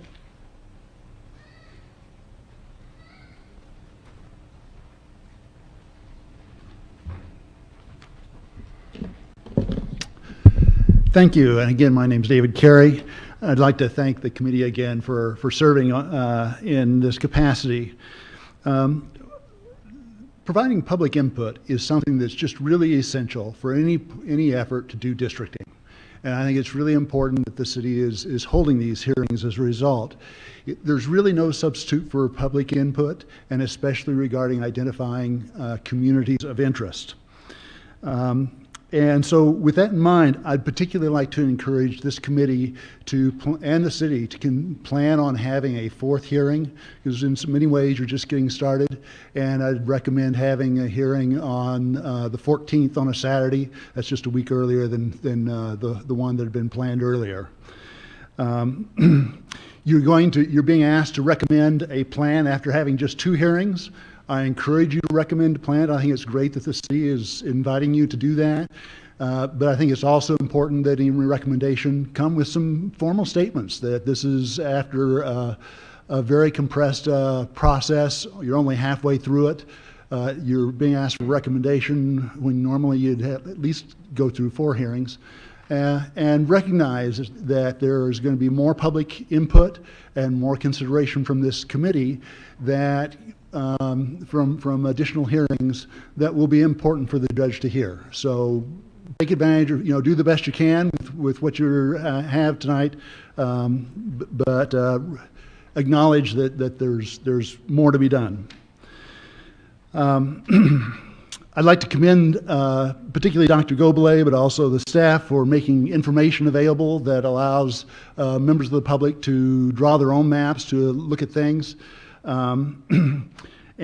But with the calculator, the tool, the district calculator, one of the things where I think there is opportunity for improvement is that some of the pieces are extremely large, given that you're producing districts that are only about 17% of the city population. Some of the pieces are 12%, 13%, 14%, and that really doesn't give time for or an opportunity to kind of mix things up. There are ways that you can I would recommend that you break those up so that they're no more than maybe 3 or 4%. And there are some streets that could be used to do that. I'd also suggest that one of the reasons the hearing got moved up is because of concerns about with the registrar of voter. And so one of the things I'd encourage you get information from Dr. Gobele about is whether any of these plans are splitting precincts, just to make sure that we're not unnecessarily creating problems for the registrar of voters. Thank you.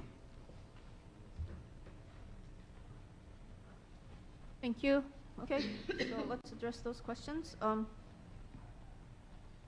Any chance of, I guess we're not planning on any fourth hearing before the 18th, so. We had one scheduled for the 21st. First, right. I don't know if we can still schedule another hearing. Okay, but you look into it. Okay, since somebody suggested. Okay. The next question, piece sizes. I think Dr. Gourvelet, in previous meetings, you described where the pieces came from and why they are the way they are. So would you reiterate that for us quickly?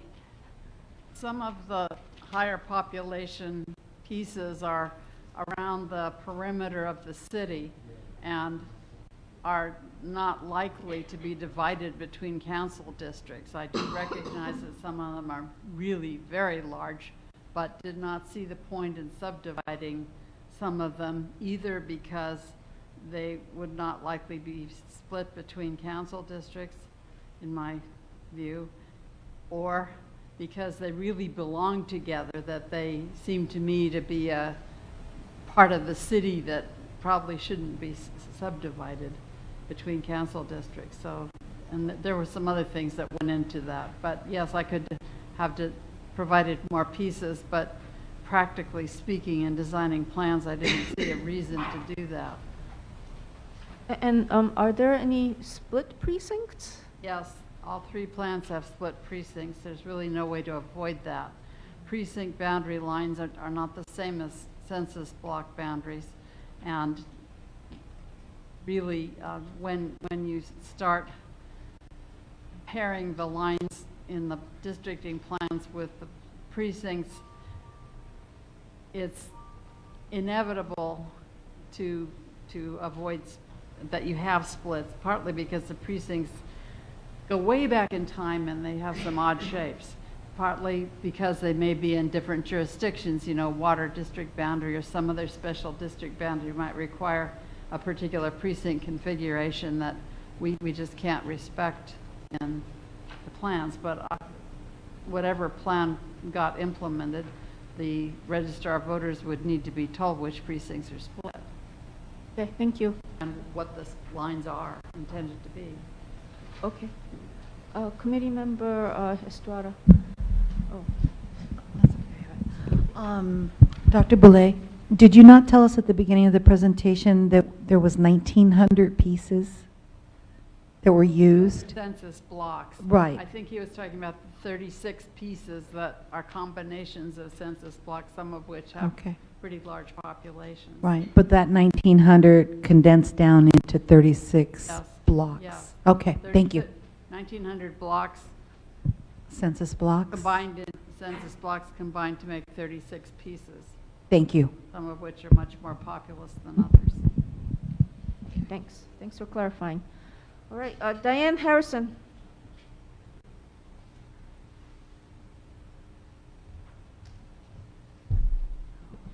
This down. Hi. Yes, I've been here for several meetings, both go-arounds. I was one of those people that was, instead of watching fireworks last night, was playing around with the calculator, which is kind of fun. And so at about 3 a.m., I submitted an email, which I guess nobody has seen because we didn't get them this time. The first part is on the 6 districts. I just had some minor changes. For District 1, I would have pieces 2, 3, and 5 through 10, which adds up to 19,279 residents. And for District 2, pieces 1, 4, 11 through 16, and 18 through 20, which is 20,062 residents. I leave 3 through 6 the same as draft plan 1, and of the 3, I do prefer 1 as well. I think that seems to be the consensus.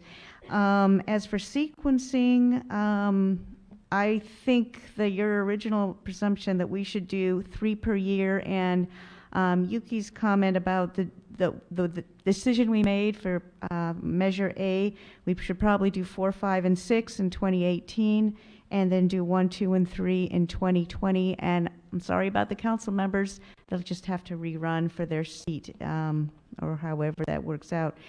I also started playing around manually with 7 districts because that did come up on Tuesday, and I did have a little problem with the piece size because back when you get to 7, it needs to be, I'll have to read the numbers, it needs to be about 16,638 people per district, which allows a deviation from approximately 15,807 to 17,469. And I did pretty well except for District 5, or Piece 5. So I was hoping that you would have seen it and maybe sort of fixed it somehow. But so essentially, without 5, I had District 1 at pieces 1, 4, 11 through 16, and 19 through 20, had 16,048 residents. District 2, pieces 2, 3, 6 through 10, with 15,820 residents. District 3, piece 17, that's the only one you can fit, 16,266. District 4, pieces 18, 32, 33, 27, 31, 36, 16,158, except that little border on the edge there has to go up to El Camino for it to be contiguous. And District 5, pieces 21 to 23, 25 to 26, 16,382 residents. At District 6, 24, 28, and 34 for 16,231. And District 7, pieces 29 to 30 and 35 for 16,105. So anyway, that was my input, and hopefully we can do the 7. Oh, I'm sorry, wasn't looking at your signs. Okay, thank you very much for your input, and I guess it's unfortunate that we couldn't see the new Diane's proposal on the presentation, but I don't know what can be done. I mean, we're perhaps so short on time. But I appreciate Diane's input on districts and the sequencing. Any other comments? Okay, moving on to Paul Johnson.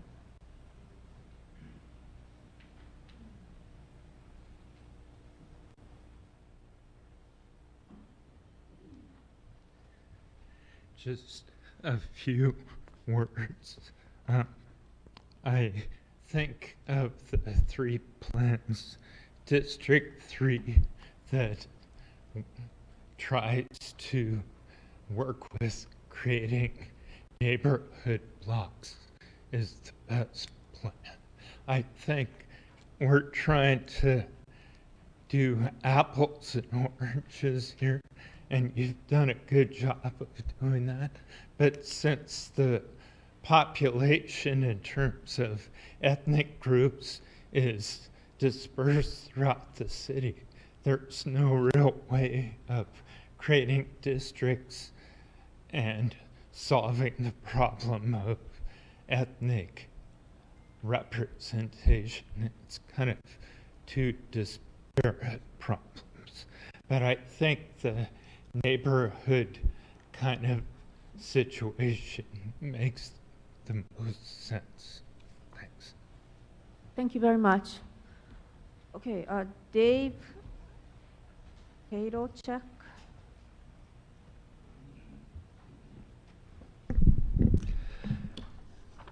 My name is Dave Kadlachek. I had 4 points I wanted to make. One is that Dr. Gobelet said that there wasn't any jurisdictional issues to consider. One of the things that is the school districts within the city, that the great majority of the cities in Santa Clara Unified School District, but the parts along the southern edge are in the Cupertino and Campbell elementary school districts and various high school, whatever. And I note that draft plans 1 and 2 split up the part that's not in the Santa Clara Unified School District, whereas draft plan 3 includes all of those areas in a single member district.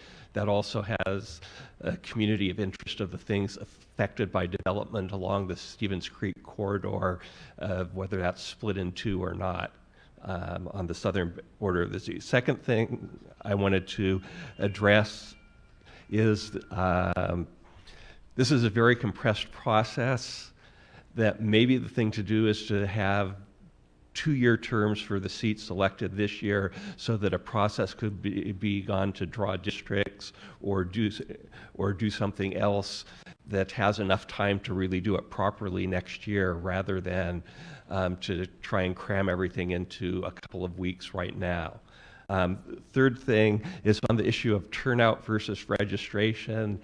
I mean, it's always, really well known that the highest turnout, especially for low propensity voters, is in the presidential election. The thing that's relevant to all of this is who votes in city elections, and if there's anything that, looks at the percent by ethnicity, if it's estimable, I know it's not, you can't get it directly from voter records, but estimable of who has voted in the city elections of the various ethnic groups, from the drop-off from who voted for president to who voted for city council, et cetera, in November 2016, similar for 2014 and all.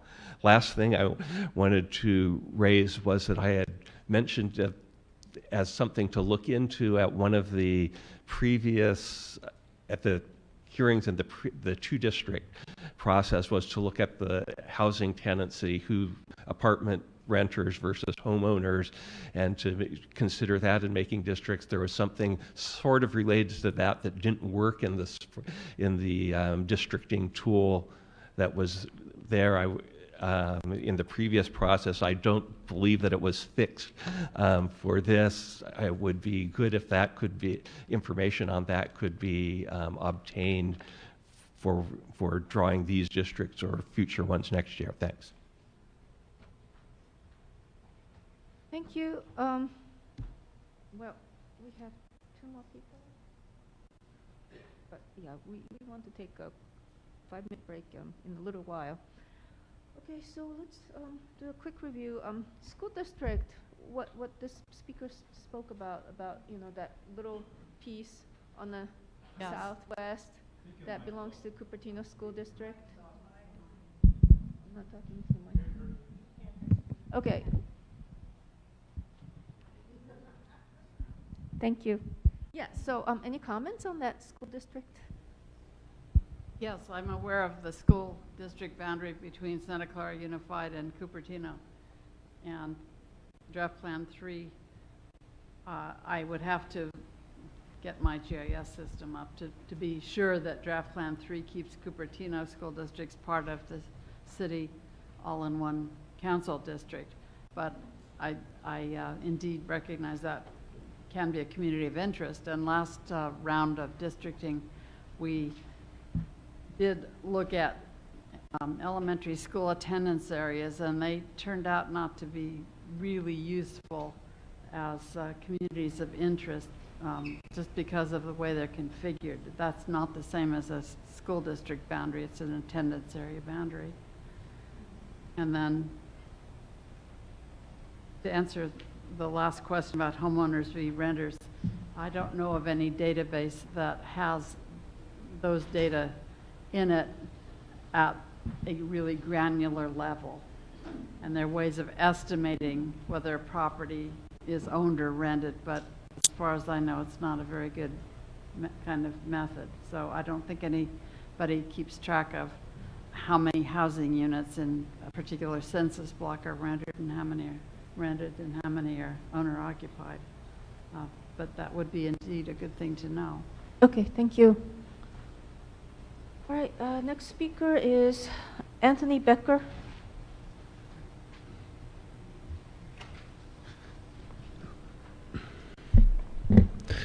Good evening. Anthony Becker, Santa Clara Planning Commissioner, as well as former 2016 Santa Clara City Council candidate.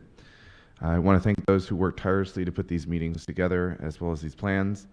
I love this 6th district plan, but I like to second what Kevin Park and John McElmore said yesterday, which is we should have a 7th plan, 7-district plan used as a option, which was what the judge wanted.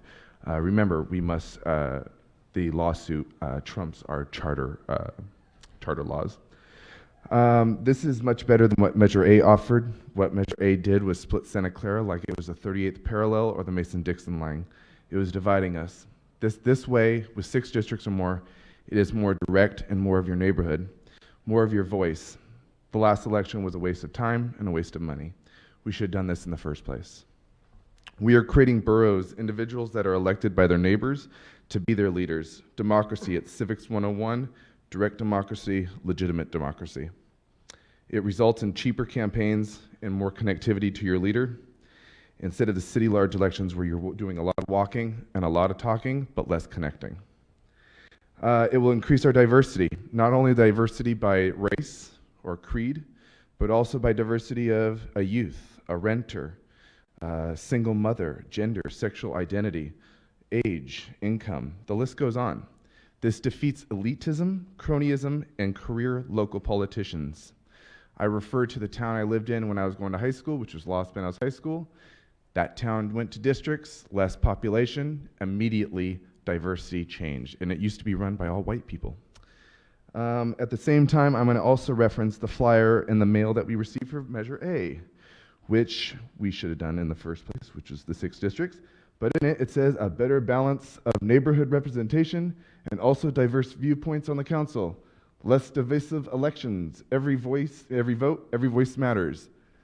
That is what 6 districts will do. 2 wouldn't have done that. So that was a waste of money, and this was all funded by dark money. Anyways, I like to end with that these districts are the option for a less power struggle, more community involvement, and more of your voice that matters. And the thing is I have to end with get to know your neighbors, get to know your council members, and look around the room right now. How many millennials or young people you've seen here? Get them in here. They are the next generation, including the Gen Zers. And I think Mr. Rogers was onto something when you get to know your neighbors, and would you all like to be our neighbor too? So I end with these questions to the committee. 1, would this create then 3 council seats up for election if they do a 7th district option if the judge forces us? 2, why is it that the 7th, sorry, 2, Thank you. sorry. Oh, would you have shorter terms in this result too? And that is it. Thank you. Thank you very much. All right, Paul Kreger. Me? No, 3 minutes, please. He would like more time to write his comments out.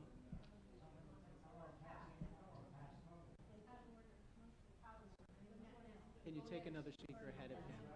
Oh, but I don't have another speaker. This is the last card. Yeah. Oh, okay. All right. Well, thank you for saving the day. Barbara McCune. What? Oh, great.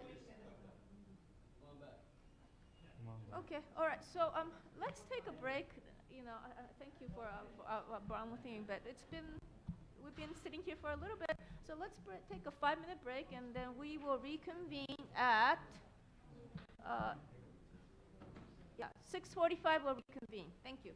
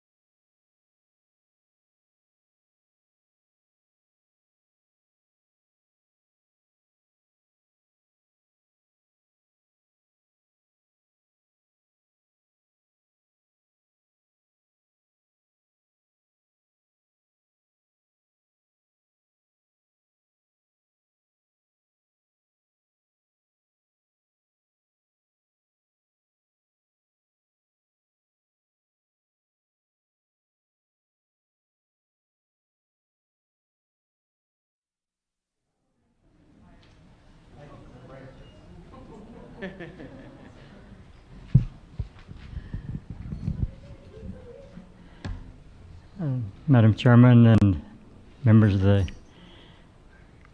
august group that's here. I have two questions, and I would like to pose two questions to encourage thinking outside of the box. One, what percentage of individual Santa Clara residents will be ineligible to vote under implementation of the California Voting Rights Act? Question two, who may vote? One thinks of things like this. I'm not stating who may vote.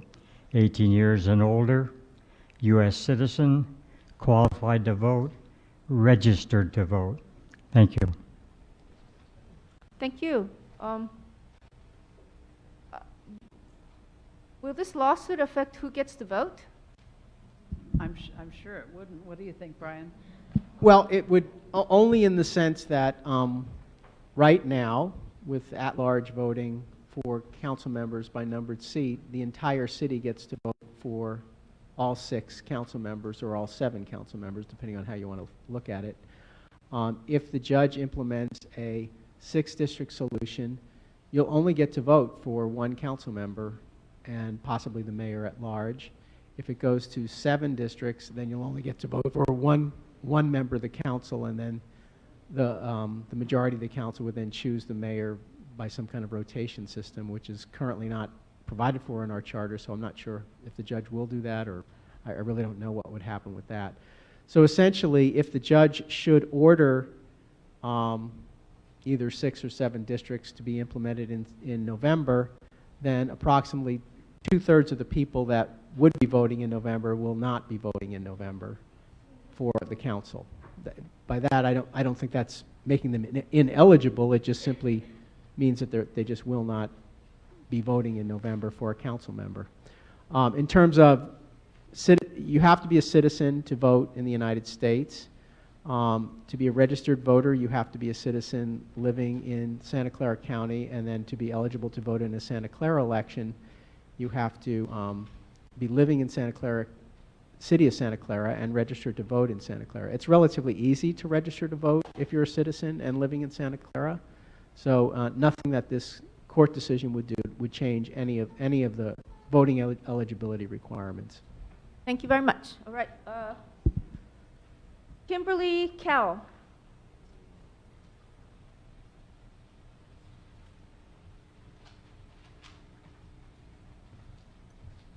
Hi, thank you. Thank you for doing the work that you're doing too, by the way.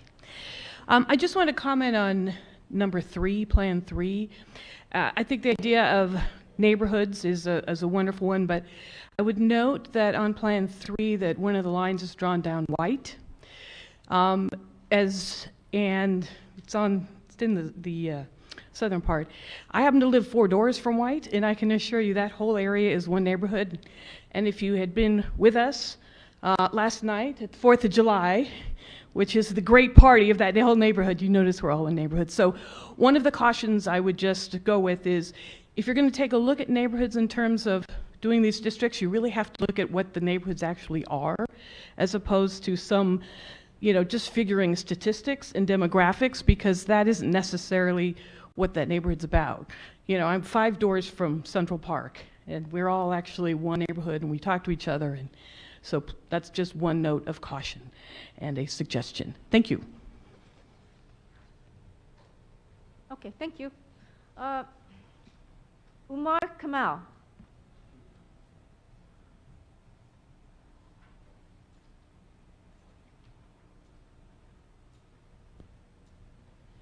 Hello.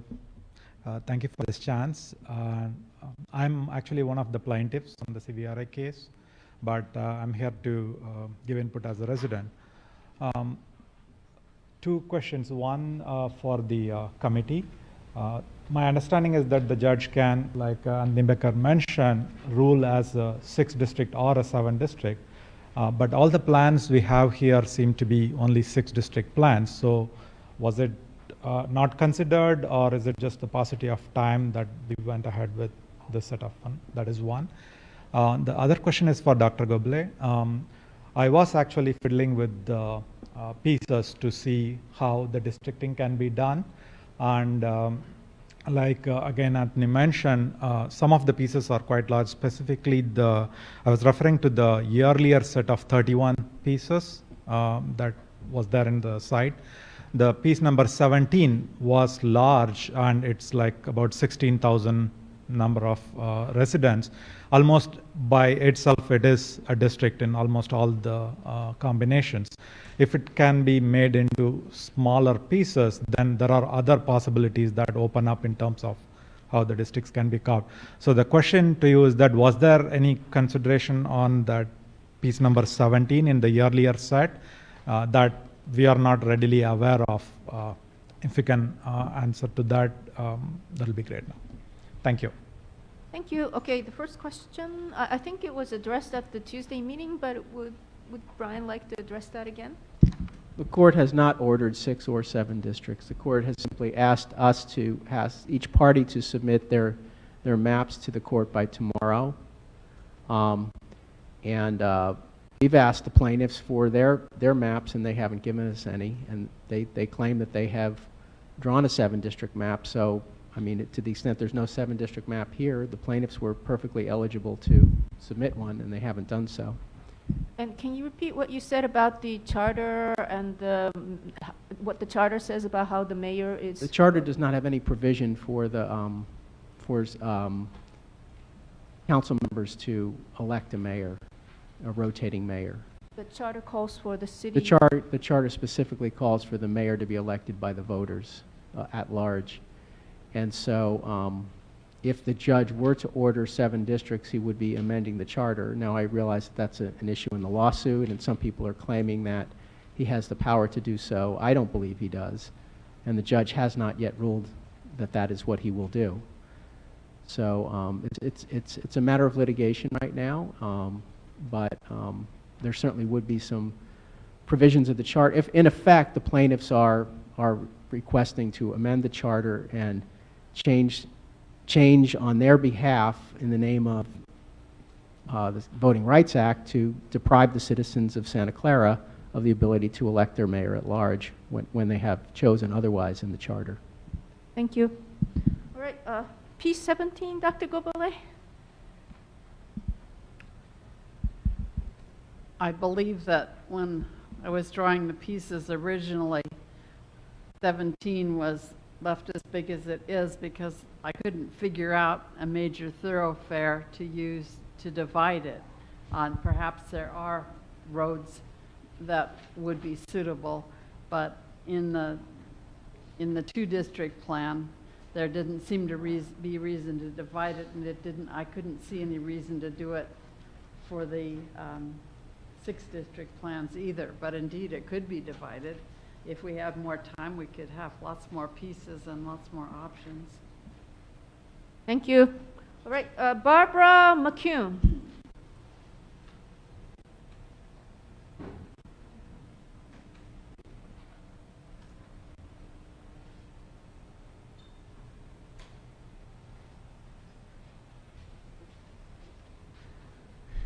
Hi, I'm Barbara McCune, and I live in the part of Santa Clara that's part of the Campbell School District.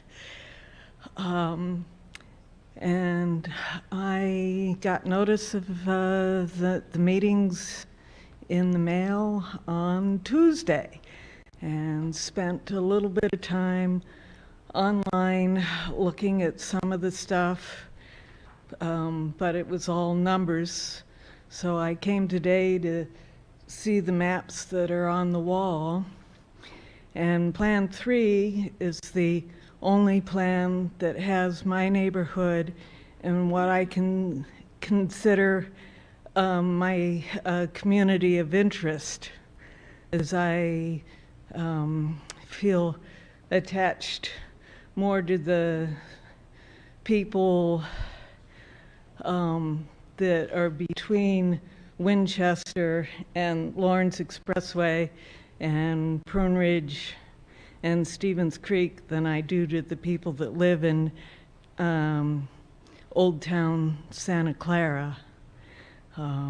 So I would support Plan 3, although I do understand the concern of the people that live along White, and I've got no idea how many people live between White and San Tomas Expressway, and whether the plan could be modified to make that change. So, thank you. Okay, thank you. Any comments on that? Yeah. When I looked at the block populations in that area, it seemed to me that the size of the population that would need to be transferred from District 5 to 4 would be pretty large. And if we're trying to keep District 4 small because of new housing, it would defeat the purpose, that purpose. But it certainly, I don't know, I imagine that I could draw the line maybe along San Tomas Expressway and then west. I'm sure I could play with something there. And I can get out my computer and work on it now if you want.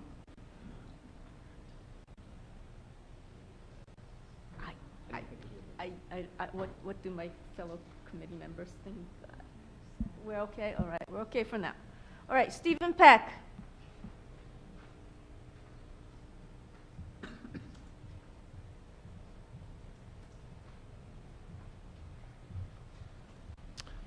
Good evening. So I was actually going to speak on July 11th, but then I heard that tomorrow the council has to submit its final recommendation. So is that true? Council?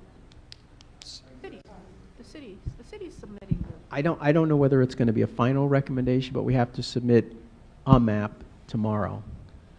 Because I got that flyer in the mail like 3 days ago, I think, the card. So there's not enough time for people to react to this thing. There wasn't enough time initially to react to it, and then secondly, if the second 2 public meetings are going to have, going to be invalid, then isn't the whole process just basically a sham? How can you, put something to the people at the last minute and then pull the rug out when you're not even going to allow time to speak, right? Basically, number one. Number two, so just backing up a second, I've lived in this city for 18 years. I'm an American citizen. My kids are born here. From my perspective, this city is a great city. It's clean, it's well managed, the police are fair, we have cheap electricity. I don't see a problem. Why change something that's not broken? I see a lot of cities in the Bay Area and other parts of California which are in a really bad situation. I do not see that here. Why are we doing this? Waste of time. Who's behind this? What's their agenda? Who's funding them? That's what I'd like to know.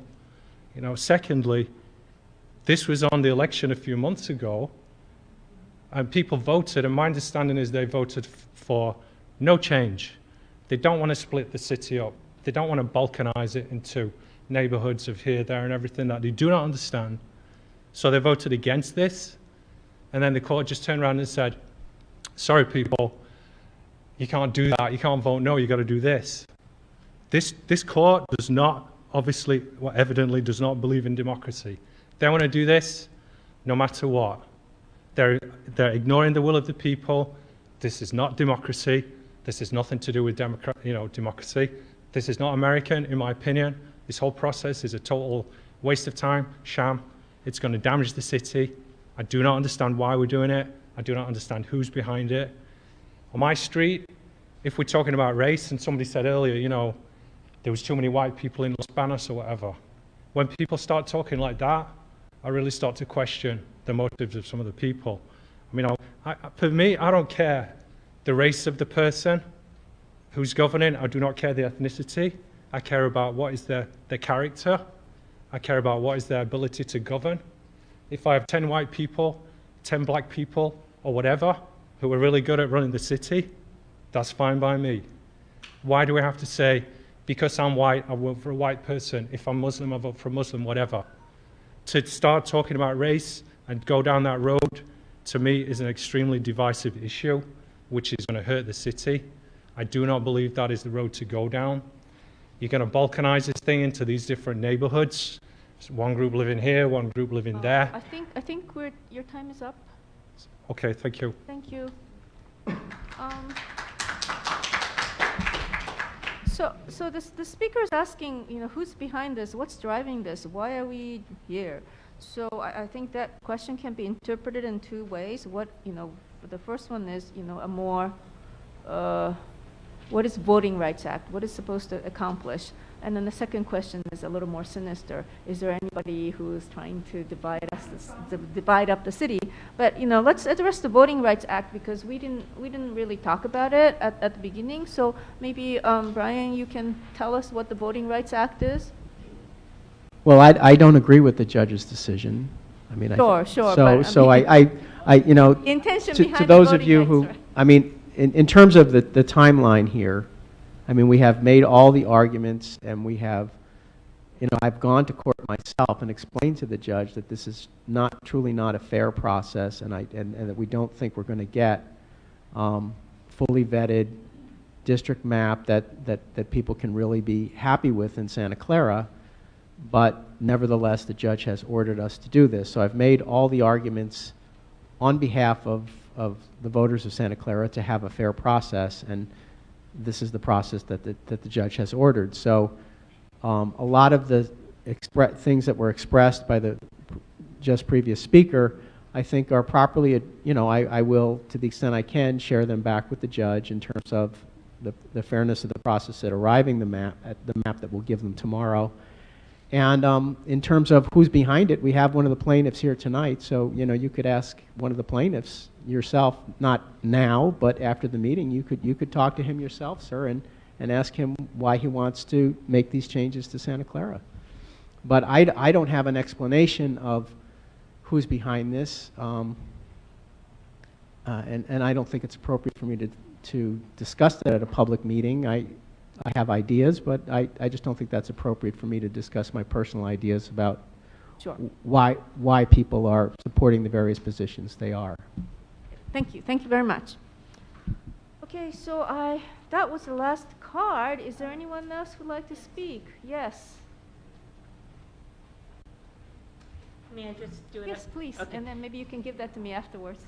My name is Judy Gartzbesky, and I'm just curious, since we have so little time to make maps, why can't we, for our next election, just say the top two, like we do for our primaries in the state? So if we have 2 seats that are vacant in 2018, then we say the top 2 vote getters will be our representatives on the city council. Can we do that, or is that not an acceptable counterclaim to what the judge has ordered us to do? I understand the judge has ordered that we break up into districts, and I can see why he would want that. But since we don't have enough time to thoroughly vet it now, could we suggest instead that we go to a top 2 instead of saying a seat, as we've done in the past? We say the top 2 people who run this time. And that's all. Thank you. Thank you. Would you like to? We've said a lot of different things to the judge, and and the judge has not ruled on the remedies phase. It's very clear. The judge has ruled that he believes that the current system, which is an at-large system with numbered seats, is not something he can move forward with. Including this top 2 suggestion. He's definitely indicated that. No, he hasn't. He hasn't ruled on a top 2. Okay. But it does not appear likely that he will. But he has not ruled on that, and that's not our current system. So, but it would involve the judge making a determination of whether that's a proper remedy under the Voting Rights Act.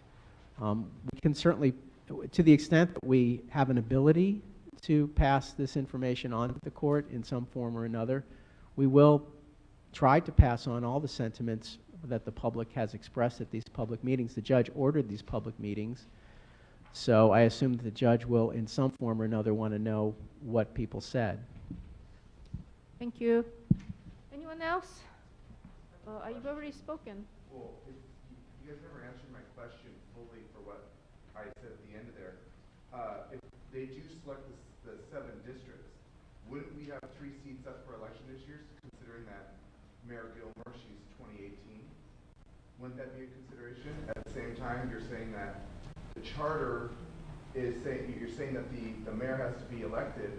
Well, we changed it to being elected from being appointed back in the 50s or 60s. Wasn't that Gilmore, the father, that actually changed it? I mean, can you elaborate a little more on the creation of, if there is 7 districts, there's going to be 3 seats up this year? Okay, so I really, you've already had a chance to speak, and you answered everybody else's question, so I just want my question to be answered. I think your question has been answered. Brian said why we're not considering the 7th district right now, so I think your question has been addressed. So I ask you to maintain order in this meeting, please. Okay. Anybody else interested in speaking? Okay.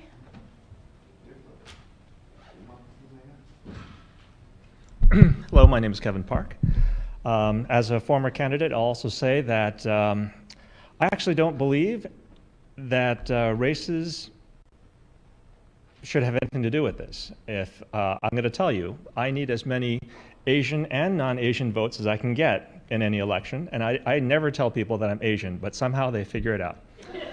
Okay, but that's not one of the things I actually run on either, because I don't say vote for me because I'm Asian, vote for me because I'm the best candidate. And if I'm not the best candidate, campaign for somebody else, vote for somebody else. I have no problem with that either. But I will say that with this districting process, I think it is remiss not to have considered the 7 districts. And I think that if we'd just done the work a little bit more, a little bit deeper with 6 or 7 districts, we would see some of the problems with the maps. I am actually one of the few people, Diane also as well, who actually tried to create maps. And you'll find that with the pieces, the sizes that they were, it was very difficult to do that. And in fact, a lot of the maps just turned out you're pushing the same pieces around because the sizes of the pieces tell you what the district should be. And I think that is one of the biggest problems that we have. We should have been able to say, this is the population, these are the number of districts that we want, this is how many pieces we want average per district, and we should have been able to come up with a number for the population of each of the pieces. But we didn't do something like that, and that's in my submission.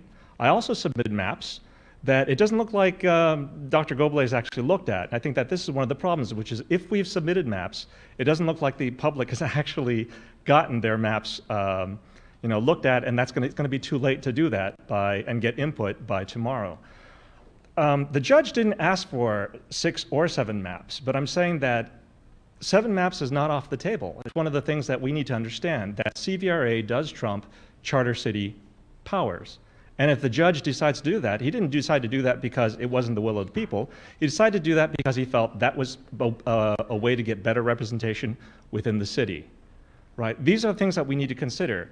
I personally don't care about the makeup racially of the city council, but I do care fundamentally about how I'm represented by city council. And to be honest, as being a member of this community and fighting for Kaiser site and many other sites all across the city for many years, I don't feel that we've been listened to. I also say that it is not a mistake that our areas, this area right here with Kaiser, and of course piece number 17 where the growth has happened, it is not a mistake that those areas farthest away from the old quad are the areas with the highest growth and the highest density. In fact, our density estimations are much higher than the state estimated, and that's why some of our numbers are a little bit higher than we expected.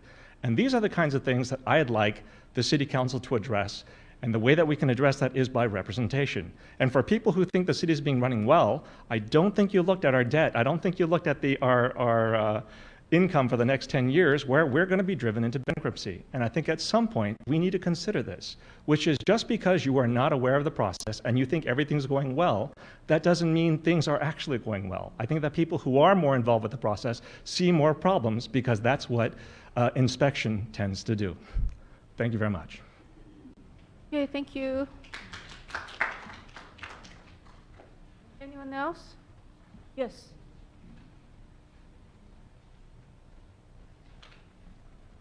Hey, Hassan Hagag here. On Tuesday night, I made a suggestion, and then I followed it up yesterday with an email to the committee and to the demographer and city staff with actual implementation for my suggestion. And in my suggestion, I reiterated the fact that the judge has not ordered us to do 6 districts or 7 districts. The judge has ordered us to provide a map or maps. A lot of the interpretation has been that we would provide 6. Some people were hopeful that we would provide 7. My suggestion is that we provide the judge with as many maps as we can provide, because this is our only opportunity to give that input to the judge. So I would like for us to provide a 6-district map, and of the 3 that were provided, I believe 1 makes the most sense, although it is not perfect. I despise plan number 2 because it splits up the community that is nearby the stadium and puts them in a different district, and that is not good for that community. I'd also like for the city to provide the judge with an option where we go at large and we vote for top 2, as some of the speakers tonight mentioned. I would also like to provide the judge with an option for 2 districts, using the El Camino line as the districting, as the dividing line between District 1 and 2. And for the November 2018 election, you would elect 1 council member from the north and elect 1 council member from the south. And I would also like to provide a final option to the judge where we would split the city only into 3 districts, not 6 districts. And to draw the lines for the 3 districts, you would essentially combine districts using plan number 1. You would combine districts 1 and 2 into its own district. You would combine districts 3 and 4 into its own district, and you would combine districts 5 and 6 into its own district. And that would give you 3 districts of roughly equal size, because again, they are based on a plan that is of roughly equal size. As far as the 2018 election, with 2 open seats, you could either elect both from the same district with the highest Asian CVAP, or you could elect 1 council member from each of 2 districts with the two of the 3 districts with the highest Asian CVAP. I know that may have been hard to follow mentally, but you should have it in your email as I provided, and it should be in your staff report. Once again, the idea is to provide all the different options and keep them on the table for the judge and the city attorney to deliberate with the judge when they are facing the plaintiffs in this matter. And I think just providing a 6-district plan is not setting the city up for success during those negotiations with the judge. So I would recommend that we provide all of the options as best we can, and then at the end, the judge is going to decide anyways. And I'm done with my time. Thank you, just in time. Okay, so a couple questions. Is tomorrow like the last last opportunity for us to provide input to the court? And does submitting multiple proposals make sense to you? The first question, the answer is I don't know. It's up to the judge what he's looking for in terms of input from the second set of hearings or single hearing. I really don't know. It was not clear what the judge was doing when he shortened the timelines. In terms of submitting multiple maps, I think just with the idea that there's a possibility of submitting a 6 and a 7 district map, there's a possibility of submitting other maps too. So I think the city is intending on submitting multiple maps to the court, and certainly you know, to the extent that the committee wants to recommend any of the maps that they've received or any of the maps they've heard about, they can certainly recommend whatever they like, and we will report the recommendations of the committee to the court. Okay, thank you. Anyone else?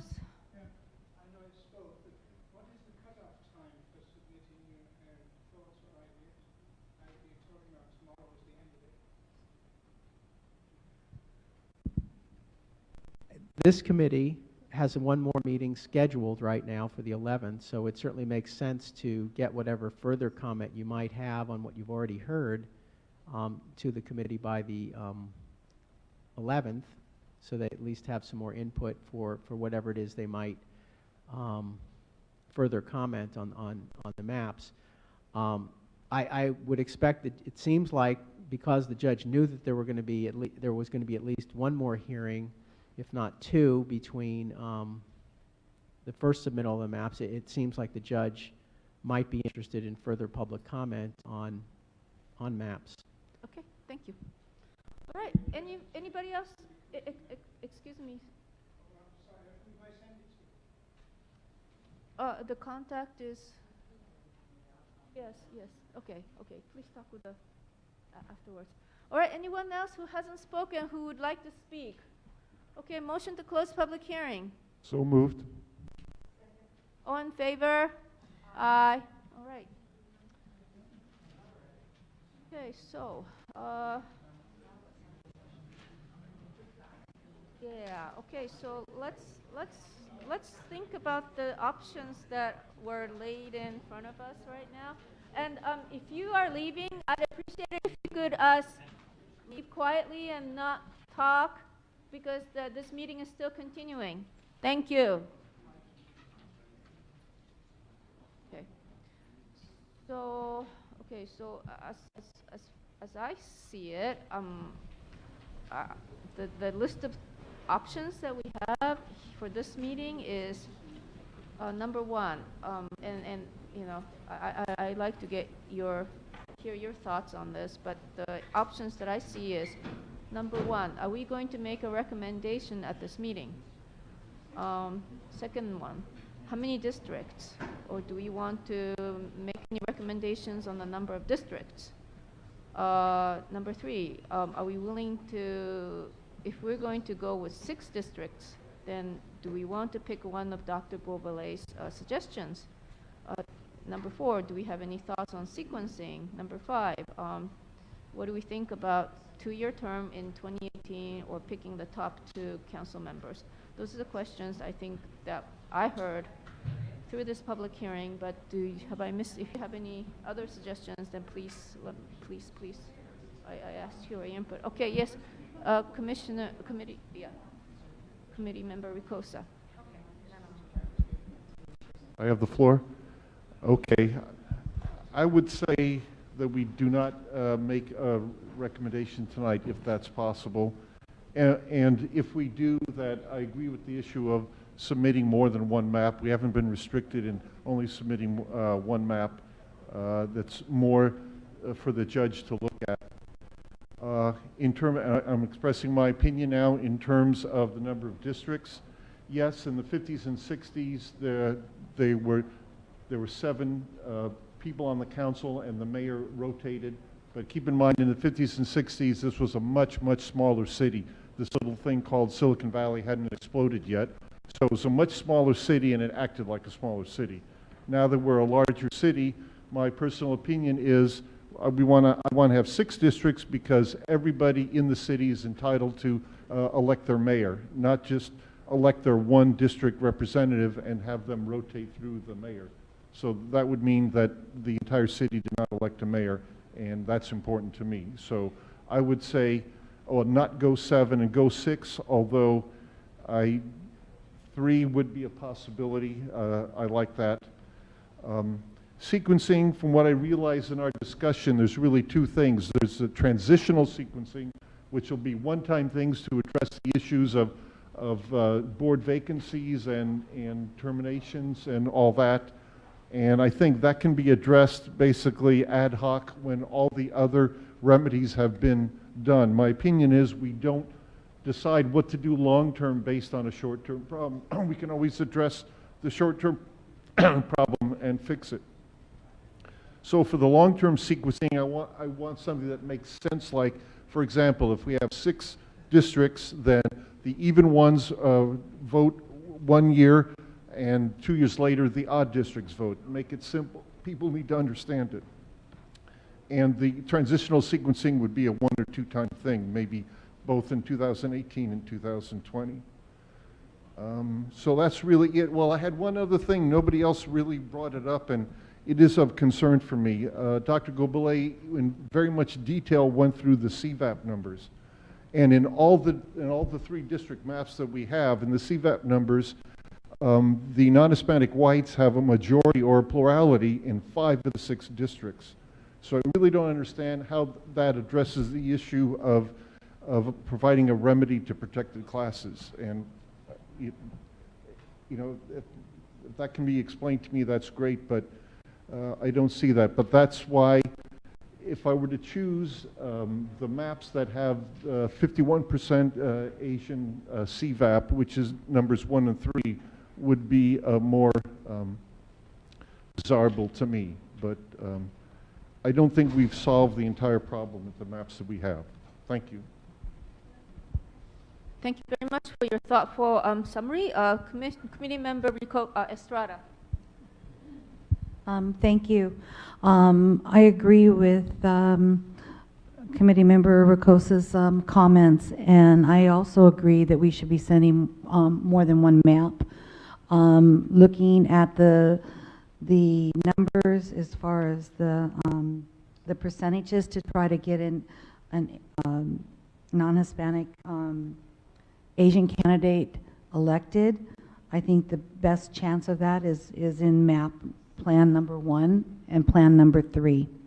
I also would like to see the gentleman that just spoke about and see a 3-district map put together, and having 2 district council people in each district, and then an election for the mayor.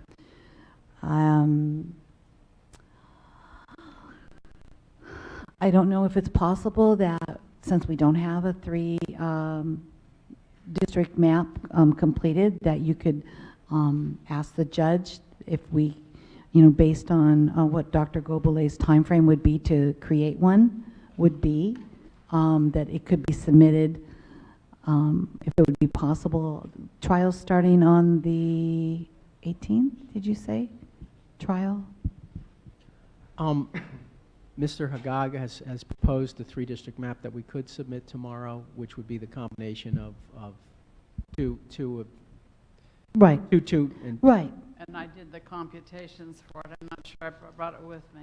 Okay, so that would be something possible that between now and the midnight hour, I guess you could create that and get that over to the city tomorrow morning. What are we on we track? could submit a 6-district map with simply a notation that there's also a proposal for a 3-district map with the combination of these districts. Right. And then we don't have to submit the map until the evening tomorrow, or Okay. 5 o'clock.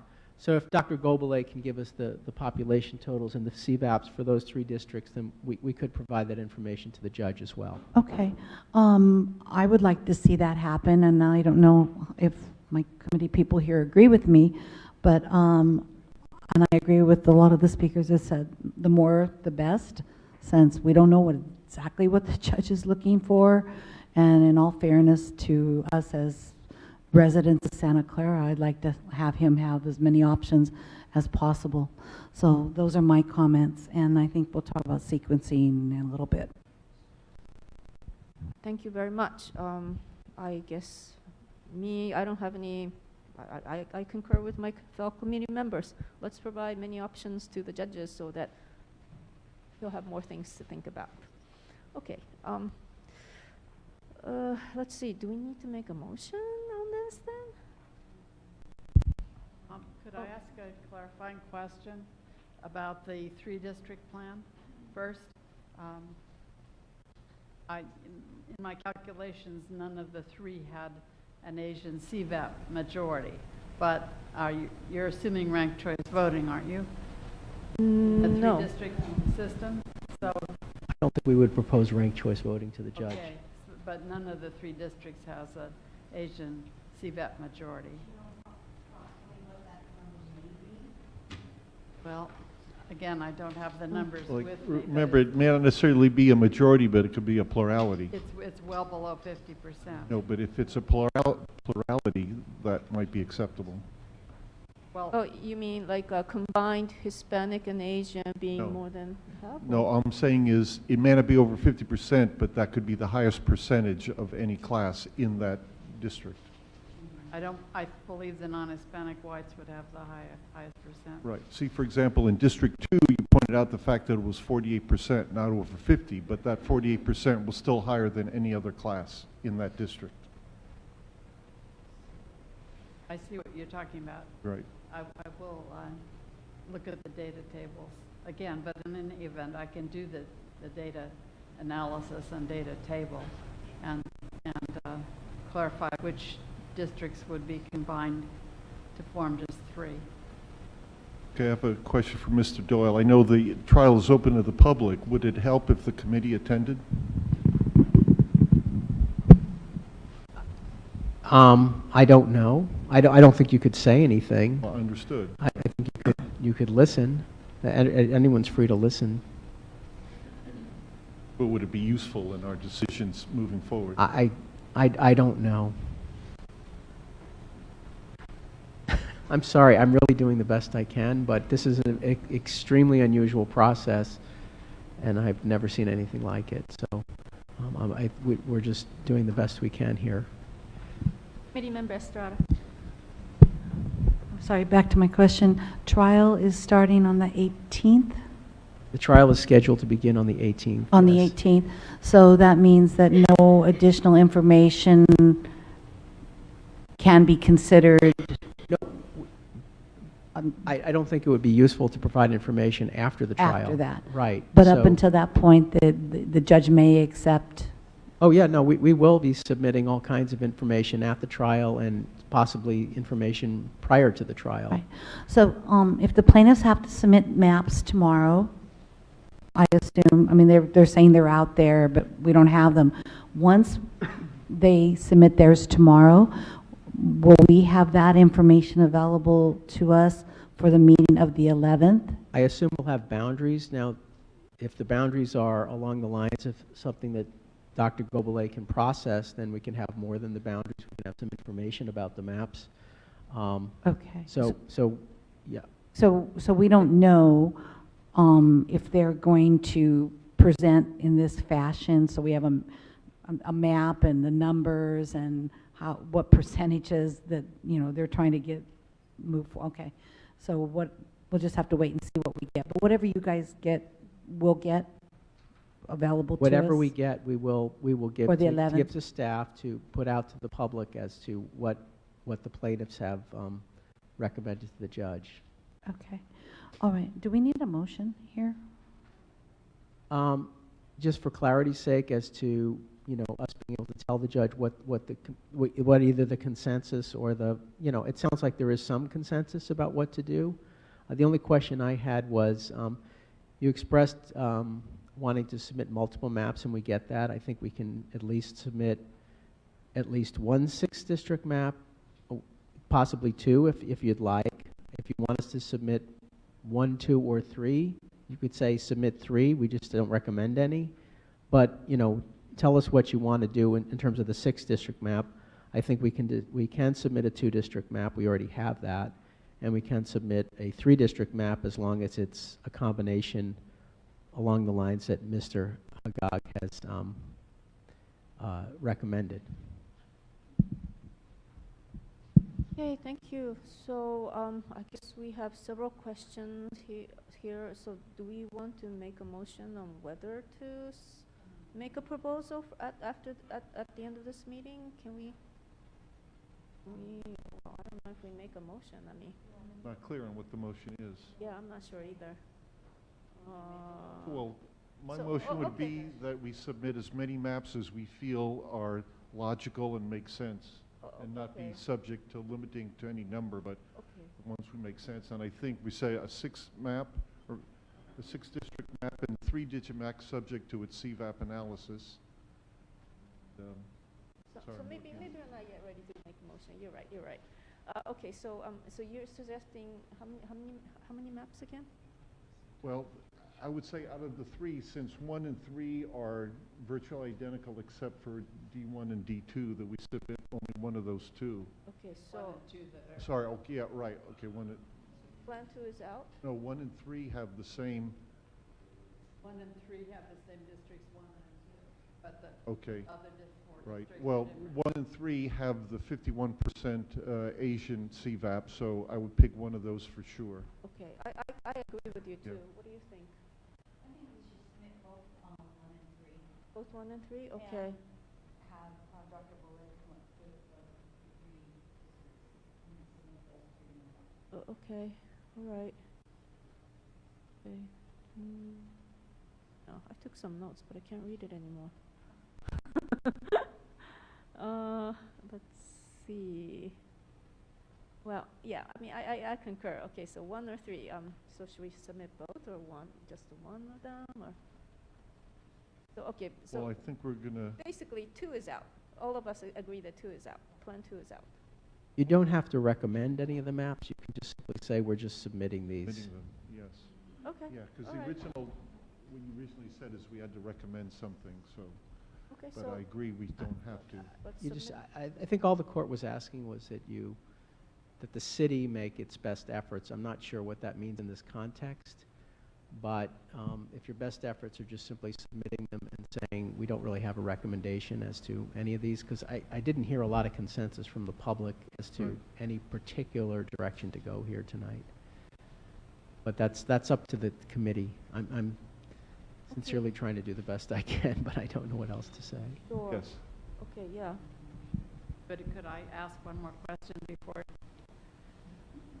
If you're wanting to submit 1 and 3, I can do the 3 district versions of each of those.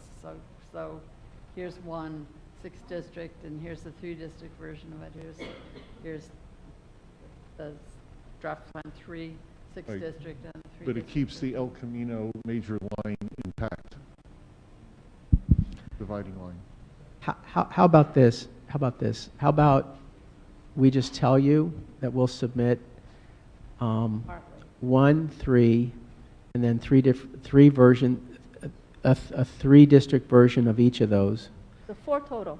4 plus the 2 district version. That's what we'll submit tomorrow. maps total. So 5 maps total we'll just submit without recommendation from the committee. Okay. Right. And with, Which 5 would that be? well, we already have the 2 district map that we've already drawn, so that would be one of them. Oh, yes. And then there would be 1 and 3, and then a 3 district version of maps 1 and 3. Okay, so would somebody like to make a motion based on? I make a motion that the city attorney make a submit maps 1 and 3. Dr. Gobele will complete a version, 3 district version of both 1 and 3, and that we submit a 2 district map as previously, sorry. The Measure A map. The Measure A map to the judge as we're recommending whatever language you need to use. You're submitting without recommendation? Okay. Recommend. If you want to recommend, you can. No, that's fine. Because it'd be hard. We're sending him 5 and then we make a recommendation, accept all 5? No, I don't know. Sorry. Okay. Right. 5 versions for the judge to consider without recommendation from this committee. I Thank second. you. Oh, second. Okay. I second. Any discussions? All in favor? Aye. Okay. First motion. Do you have any motion on sequencing? Well, my opinion is, as I said before, that we leave the sequencing to something that's handled after, since it's so dependent on what decision is being created. I would suggest for your consideration that for draft plan 1, there are 3 possible districts to be up for election for 2 seats this year, districts 1, 3, and 4. Yes, because we don't have incumbents in those districts. So 2 out of those 3 could be elected this year. Has draft plan 1 district. Sorry. I have an intervening question. Has the city council made a final decision on whether or not to fill the currently empty seat? They've made a the final decision's decision final. not to fill it. Okay. So there are 2 seats that we expect are pretty much open seats, that there'll be no incumbent running. The court has asked for sequencing. If you can't come up with a recommendation on sequencing by tonight, that's fine. They've asked us to do it if we can. You could make a simple recommendation like sequence a district that doesn't have an incumbent in it, or you could make no recommendation, or, I mean, if you wanted to make a recommendation to run this year a district that has an incumbent in it because it has the Asian CVAP, you would be recommending that sitting council member would have to run for re-election even though she's in the middle of her term. So that would be the consequence of you recommending the 51% CVAP district in the 2 6-district maps that you're suggesting.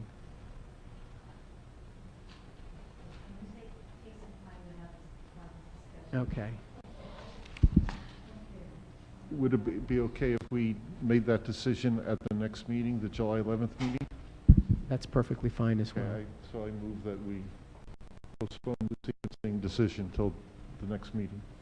I second, but discussion. So I want to go back to what you just said. The judge is looking for a recommendation about sequencing or some general information of sequencing, something. Can we go back to Dr. Can you tell us again the districts that you started off to tell us which ones are empty and which ones are going to be up for election in 2018? So I think at minimum we should recommend those districts because we know there has to be an election for 2018. The maps on the wall, Uh-huh. the districts that are outlined in yellow would have no council member as a resident in 2018. No sitting council member would be no incumbent is a resident of 2, 3, and 4 Right. in Plan 1. Okay, so Plan 1, if you can just read them to me, that'd be great. Okay, so you're saying 2, 3, and 4 would not have a council person in them at this point. That's right. There's no incumbent lives in 2, 3, and 4 in Plan 1, and in Plan 3, it's only 2 and 3. Okay, so I have a comment, but we still will have at least 5 or 6 seats filled or people on the dais. The question is, they may not be from that district, but I think we should also, judge would not necessarily expect the remedy to be in place, immediately after this first election, unless that is an expectation. I wouldn't speculate on what the judge will do. Okay, so I guess my opinion is it seems unreasonable to be fully in compliance within the November 2018 election. It may take 2 elections to be fully compliant with whatever the court orders. I would tend to agree. When we came up with the Measure A, I mean, it was a transition. There was a transition period over a few years. So yeah, I mean, in this instance, there was a reason for that. So I agree with Committee Member Ricosa. Thank you. That's why I feel that we shouldn't go through too much turmoil trying to fix this all within 2018. Right. I think that we all know that that's not going to happen, but I think we should make a recommendation to the judge based on the seats that we know are going to be vacant, and there has to be somebody. There's going to be an election for those seats. Right. But my motion on the table was to defer that decision on that until our next meeting. Okay, and my point was that the attorney would like to have some input for the judge tomorrow, so that was my point. The judge would like to have input by tomorrow, but I don't have an opinion. I mean, if you feel like you're not ready for that at this point, I don't think I'm not pressuring you to make that decision. Okay, so we have a motion on the floor to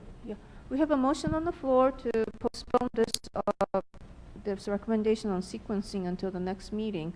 Okay, Dr. Gobole.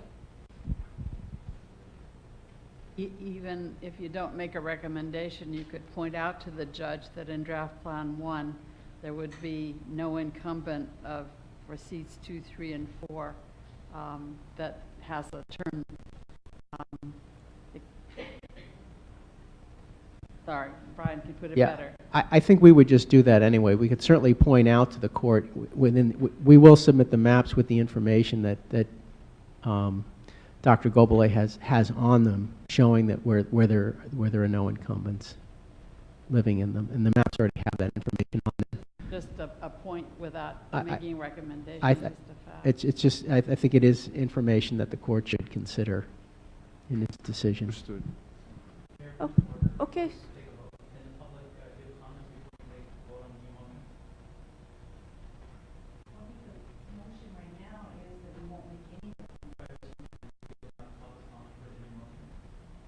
Do we have a parliamentarian here? So while we have this motion on the floor, would somebody like to make a motion to open this discussion to public hearing? I'll make a motion to open public hearing and have a discussion on Sequencing. Any seconds? So only on the decision to postpone the decision. Motion on the table is to postpone it. Well,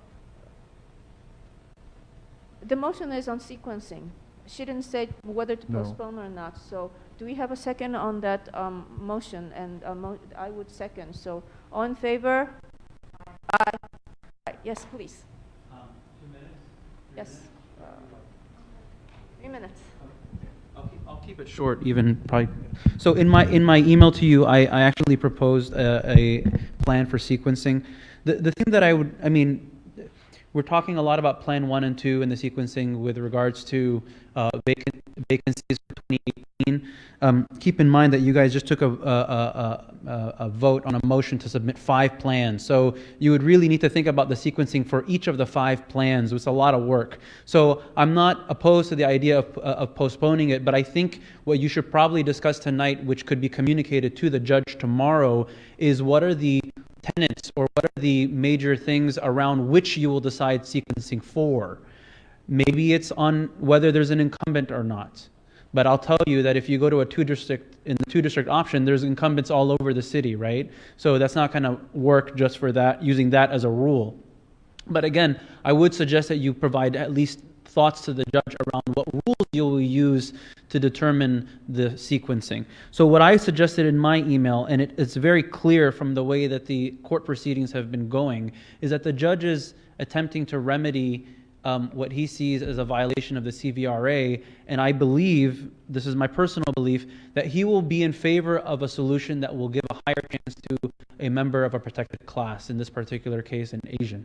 And I know from our discussions even during Measure A that you want to put the districts up with higher protected class populations in the presidential election, and I know you guys mentioned that earlier tonight, but that kind of contradicts with the judge's intention, or at least what I perceive to be his intention, to have an Asian member elected in 2018.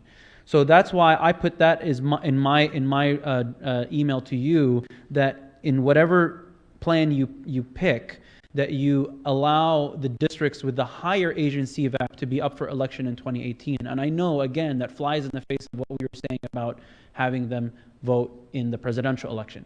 Now, the judge may order that that district goes up in 2018, and who knows what's going to happen in 2020. The judge may have a different plan for 2020. But as far as trying to address what the judge is requesting and trying to set it up so that in 2018 an Asian American has a higher chance, that you would put that as one of your rules. So in the scenario where you have 6 districts, you would pick the 2 districts that have the highest Asian CVAP. If in the scenario where you have 3 districts, you would either pick the 1 district that has 2 council members, where that 1 district has the highest CVAP. Does that make sense? Yes, no? Because you have 2 council members open. I follow you. Okay. Okay. So, and then obviously when you have 2 districts, I think the simple solution is to just have 1 council member for each district up for election in 2018. So that's kind of my thought process around the sequencing as to what the judge is looking for. So again, I provided it in my email, so you wouldn't have to try to reinvent it. But again, with 2 districts, 1 seat open for each, and then in the scenario where we have 3 districts and 6 3 minutes is districts, up. that you go with the highest Asian CVAP. Thank you. Thank you.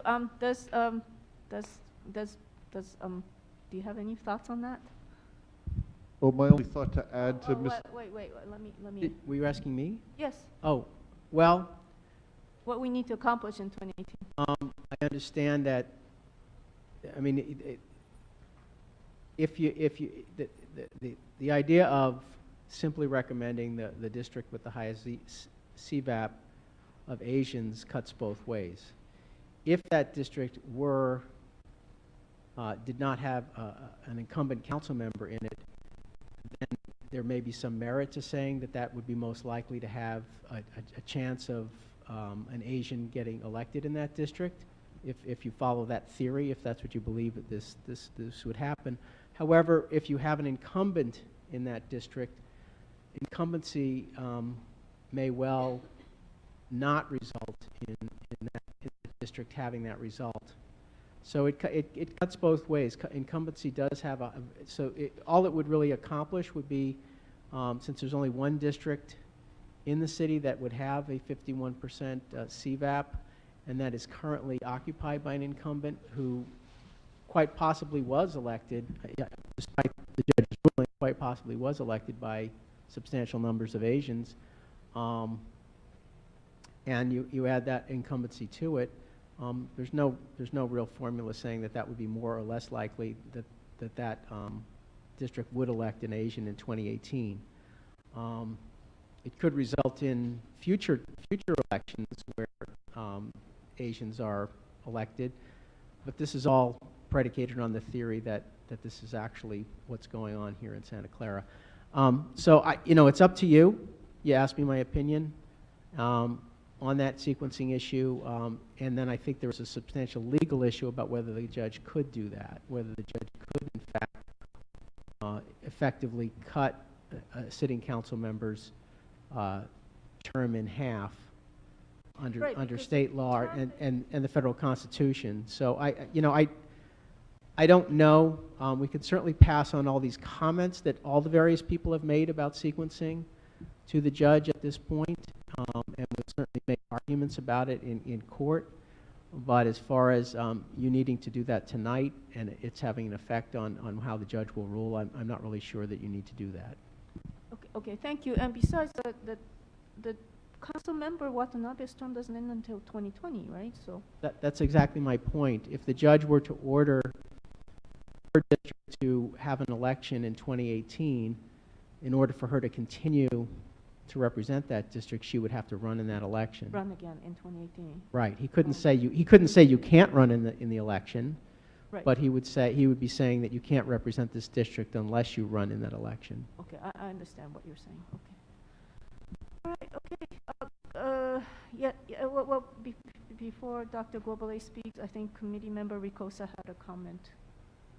Well, actually, I guess the only comment was that during the previous testimony, it was members of the Asian community that specifically asked to be in the election in 2020. Remember the other issue that we discussed earlier tonight, that many efforts to increase the registered voters of the Asian community. This would give time for that to happen. So there's a lot of positive signs. So, frankly, then my other comment is, if we submit 5 and the plaintiff submits 5, then we have 10 maps to deal with in terms of sequencing, right? So why do it tonight before we have all that knowledge in our hands? Okay, thank you for the comment. Yes, Dr. Globale. I wanted to tell you, I think that the 3-district plan election sequencing would be pretty clear. This year, there would need to be a council member elected from districts 1+2 and another one from districts 3+4 in both draft plans 1 and 3. Yeah, thank you. I think that's exactly my point. The number of districts we have significantly impacts the sequencing. So why try to do that in a vacuum of knowledge? Okay, so we have a motion on the floor, which is make no recommendation on sequencing. So any more discussions? Okay, all in favor of the... Wait a minute, until next meeting. Right. Not at this meeting. Right. I think that's the motion. Okay. All right. So all in favor? Aye. Aye. All right. Unanimous. No recommendation. Okay. You're right. Okay. We didn't. Okay. Motion to close the public hearing again. Second. All in favor? Aye. Aye. All right. Okay. Do we have anything else that we want to discuss, or does anyone want to make a motion to adjourn? I make a motion to adjourn. And I'd just like to comment, I'd like to thank the city staff and the library staff for hosting us tonight. Thank you. Yes, and for all your hard work. So moved, aye. Yes. And I'd like to And thank the good luck committee. tomorrow. I think you all deserve a medal. All right, so all in favor of adjourning? Aye. Okay, thank you.